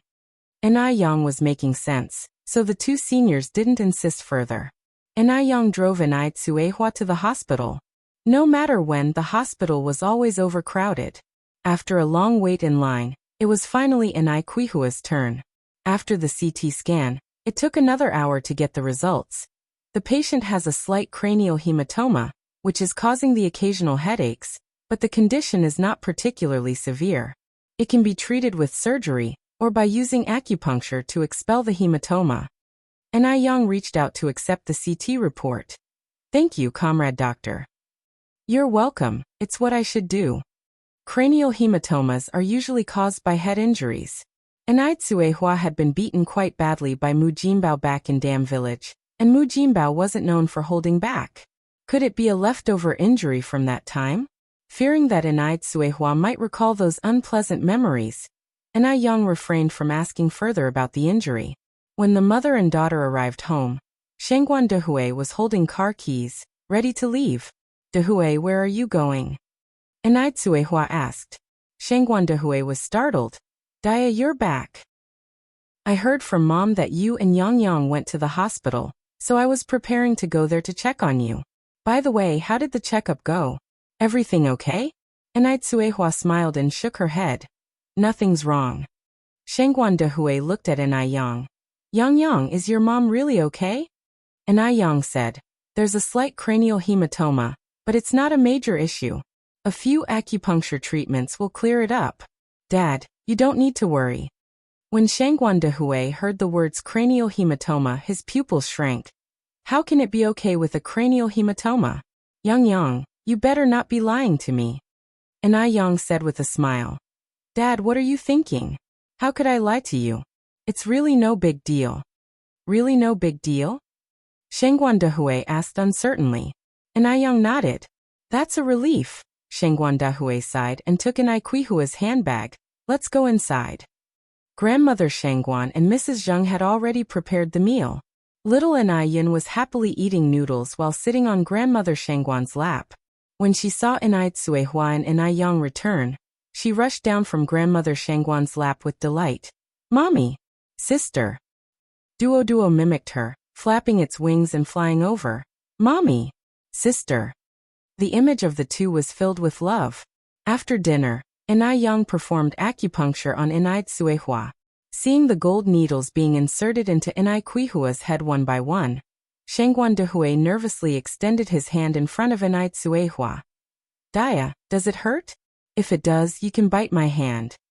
Suehua said with a smile. It doesn't hurt at all. Not only did it not hurt, it was quite comfortable. An acupuncture session lasted an hour, and by the time it was finished, It was already past 8 in the evening. That night, Anaitsuehua had a very strange dream. It was fragmented. In the dream, she was first a 3 or 4-year-old child, then got separated from her mother. She walked for a long time, and cried for a long time. Chapter 968. The truth of the matter comes to light _3. Panic, helplessness. Fortunately, on her way, she encountered a kind old lady who took her back home when she couldn't find her mother. The scene switched, and people from a village all gathered at the old lattice house to watch the excitement. The child, who was 3 or 4 years old, could already speak and successfully return to Beijing with the help of the village chief. Just as she was about to return home, Anaitsuehua suddenly woke up. Despite the coolness of the room, a layer of cold sweat broke out on Anaitsuehua's face. Anaitsuehua fumbled to switch on the lamp and sat up leaning against the headboard. "What's wrong, Dia?" Shangguan Dehui groped for his glasses on the bedside table and put them on. "Did you have a nightmare?" "Yes." Anaitsuehua nodded. "Don't be afraid." Shangguan Dehui patted Anaitsuehua's back. "Dreams are the opposite of reality." "I feel like I dreamed about my childhood," Anaitsuehua said, "but I'm not sure if that was me." Strange to say, a child of 3 or 4 should have their own memories. Although incomplete, there should be some. But Anaitsuehua's memories of her childhood were extremely vague. She couldn't remember anything before the age of 5 or 6. "What did you dream about?" Shangguan Dehui asked as he got out of bed to pour water for Anaitsuehua. Anaitsuehua took the water glass, drank a sip, and then began to describe that strange dream. Shangguan Dehui adjusted his glasses. "I think what you dreamed about is very likely to be true. Sometimes, the mind forgets, but the subconscious remembers." Anaitsuehua said, "But I clearly dreamed that the village chief grandfather sent me back to Beijing, so why did I end up in Xiamu village later?" Shangguan Dehui slightly furrowed his brows. "Maybe the you in the dream was so eager to go home that the part about returning to Beijing was also added by your subconscious?" "Is that so?" Anaitsuehua asked. Shangguan Dehui glanced at his watch. "It's only 1 in the morning now, and I don't have to work tomorrow since it's Saturday. To prevent you from having another nightmare, why don't we do something meaningful?" Anaitsuehua rolled her eyes at Shangguan Dehui. "Turn off the light." Once the light was turned off, darkness enveloped the whole room, swallowing all sounds. Anaitsuehua typically got up every morning to cook breakfast, but this morning, the person in the kitchen was Shangguan Dehui. "Dad, why is it you?" Anai expressed her surprise. "I thought it was Mom." Shangguan Dehui rinsed the pot with water. "Your mom didn't sleep well last night, and I don't have to work today. Yang, what would you like to eat?" "I'll make it." Anai opened the fridge and took out a bottle of mineral water. "I'm fine with anything you decide." "That sounds good," Shangguan Dehui smiled. "Then I'll just whip something up." "Okay." Anai took the mineral water. "I'll go for a run first." "All right," Shangguan Dehui nodded. Anai went for a run every morning. At 6 in the morning, the sun was just rising. The sky was a clear blue, a gentle breeze was brushing through, birds chirped around, the rich fragrance of honeysuckle lingered in the air, and by the road, the farmland was filled with roses and portulaca. The endless view was absolutely refreshing. As soon as Anai stepped out, Duo followed. "Good morning, Yang. "Good morning, Duo. Duo flapped its wings. "Good morning. Good morning." Duo didn't know many phrases, sometimes repeating the same phrase dozens of times, even more repetitive than a loop machine. Along the road, as they encountered villagers at work, Duo kept repeating, "Good morning." Everyone was amused by Duo first thing in the morning, starting the day in a cheerful mood.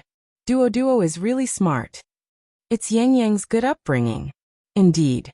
My boy at home saw how well Duo was raised and caught a mina to rear a month ago. Just when it learned to fly, it disappeared. What a waste of time raising it. Lu family mansion. Jiao Wentong did not sleep well last night.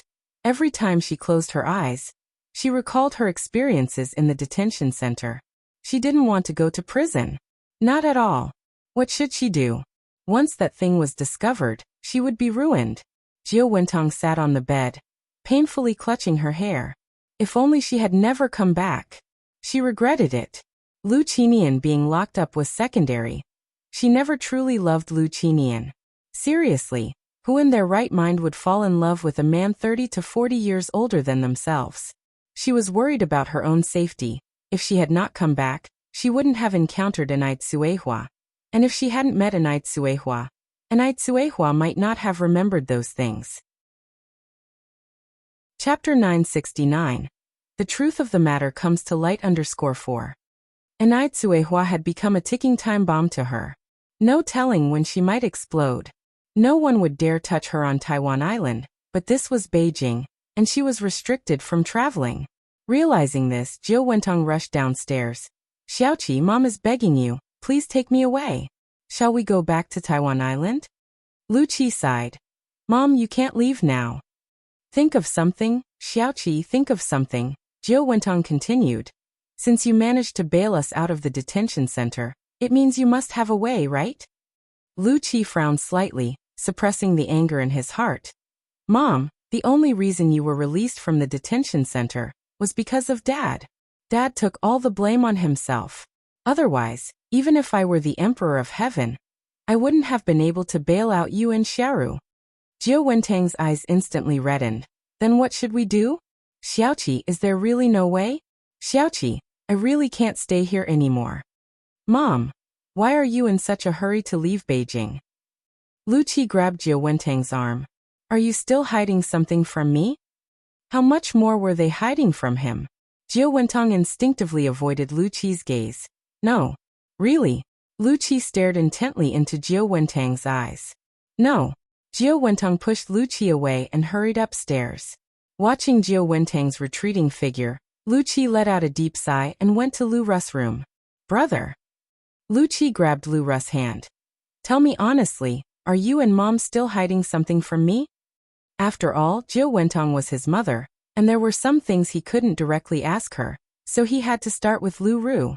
In Lu Qi's eyes, Lu Ru and Jiu Wentong were in this together. Lu Ru looked at Lu Qi blankly. No, stop pretending. Tell me. Lu Qi had lost all trust in Lu Ru. Tell me now, and I'll take you and Mom to the police station to turn ourselves in. Maybe we'll get a lighter sentence. Just don't let the police find out first, it would be embarrassing then. Really, there's nothing. Lu Ru, frightened by Lu Qi's demeanor, started crying. Brother, what are you talking about? Lu Ru had no idea about Jiu Wentang's past. The recent stint in the detention center had already terrified Lu Ru, smoothing out any haughty airs she once had. Speak. Lu Qi gripped Lu Ru's wrist tightly. There's nothing, Lu Ru cried miserably. Unable to get anything out of her, Lu Qi had to let it go. At the Inai family home, Inai Yang administered the third acupuncture treatment to Inai Tsuehua. After the acupuncture, Inai Tsuehua said to old lady Zhang, Mom, does Dad have a burn scar on his back? Old lady Zhang was taken aback at first, then said, Yes, it was caused by your grandmother accidentally scalding him with boiling water. Inai Quihua's face changed, realizing that everything that happened in her dream was true. Mom. Inai Tsuehua suddenly grabbed old lady Zhang's hand, her eyes becoming red. I remember everything. Ting Ting, what do you remember? Old lady Zhang said nervously. Don't rush, take it slow. With a choked voice, Inai Tsuehua said, I was sent to Xiamu village, and the person who sent me was Jiu Wentong. Here's how it happened. After getting separated from old lady Zhang years ago, young Inai Tsuehua was picked up by a local old woman who, seeing the child's refined manner, decided to hand her over to the village chief. After several transfers, the village chief took her to Beijing. Upon arriving in Beijing, a beautifully dressed young woman appeared, claiming to know old lady Zhang and Zheng Jun, saying they were good friends, and so the village chief handed Inai Tsuehua over to her. As soon as the village chief left, the young woman showed her true colors. Inai Tsuehua bit her while attempting to escape, and furious, the young woman picked up a nearby vase and knocked Inai Tsuehua unconscious. The cerebral contusion suffered by Inai Tsuehua dated from that time. Because she wasn't sent to the hospital in time, she developed a persisting high fever that night, terrifying the young woman. She took a night train and delivered Inai Tsuehua to a rural family in Xiamu village, miles away, along with some money. When Enai Tsuehua woke up, she had no memory of her past. I remember she had a sister, who called her Aji. Enai Tsuehua said. Chapter 970. The truth of the matter, everything comes to light. 5. Aji, Enai Yang narrowed her eyes. The doctor's sister is named Jiangji. Mom, the woman who took you to Xiamu village was Jiangji. And Jiangji is Jiu Wentong. Haicheng City is just near the port, so it's easy for Jiangji to go to Taiwan Island from there. If Jiu Wentong was Jiangji, and Jiangji was Jiu Wentong, that would explain why Enai Tsuehua was thousands of kilometers away from where she was lost. It also explained why Enai Tsuehua felt a strange sense of familiarity when she saw the doctor and Jiu Wentong. Because Jiangji was the doctor's sister. She was helping her sister do evil. Oh my, old Madame Zhang said distressfully.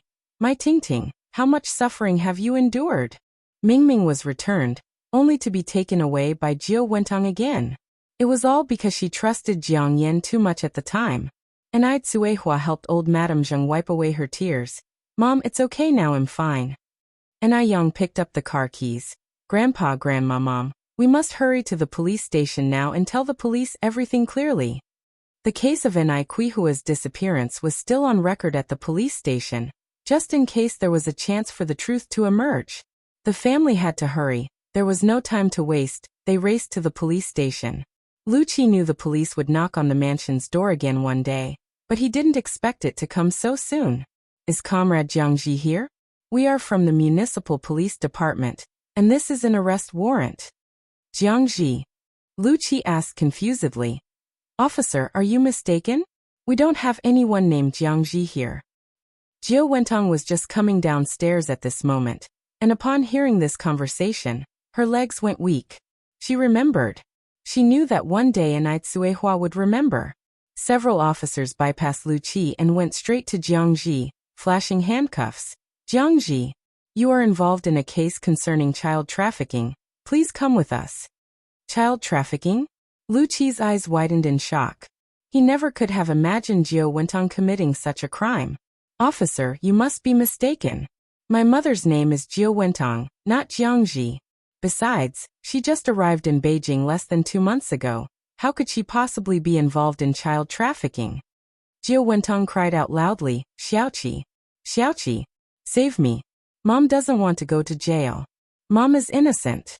Xiaoqi. One of the officers looked up at Lu Qi. Jiu Wentong is just her alias, her real name is Jiangji. Jiangji was stunned. He looked at the woman before him, his mother, and felt she was a complete stranger. What else was his mother hiding from him? Mom, I'm only asking you one thing right now. Lu Qi walked over to Jiu Wentong, his eyes red. Am I really your biological child? Am I? Yes. Xiaoqi, you are my biological child. You are my own son. I carried you for 10 months before giving birth to you. Xiaoqi, you can't ignore your mom now.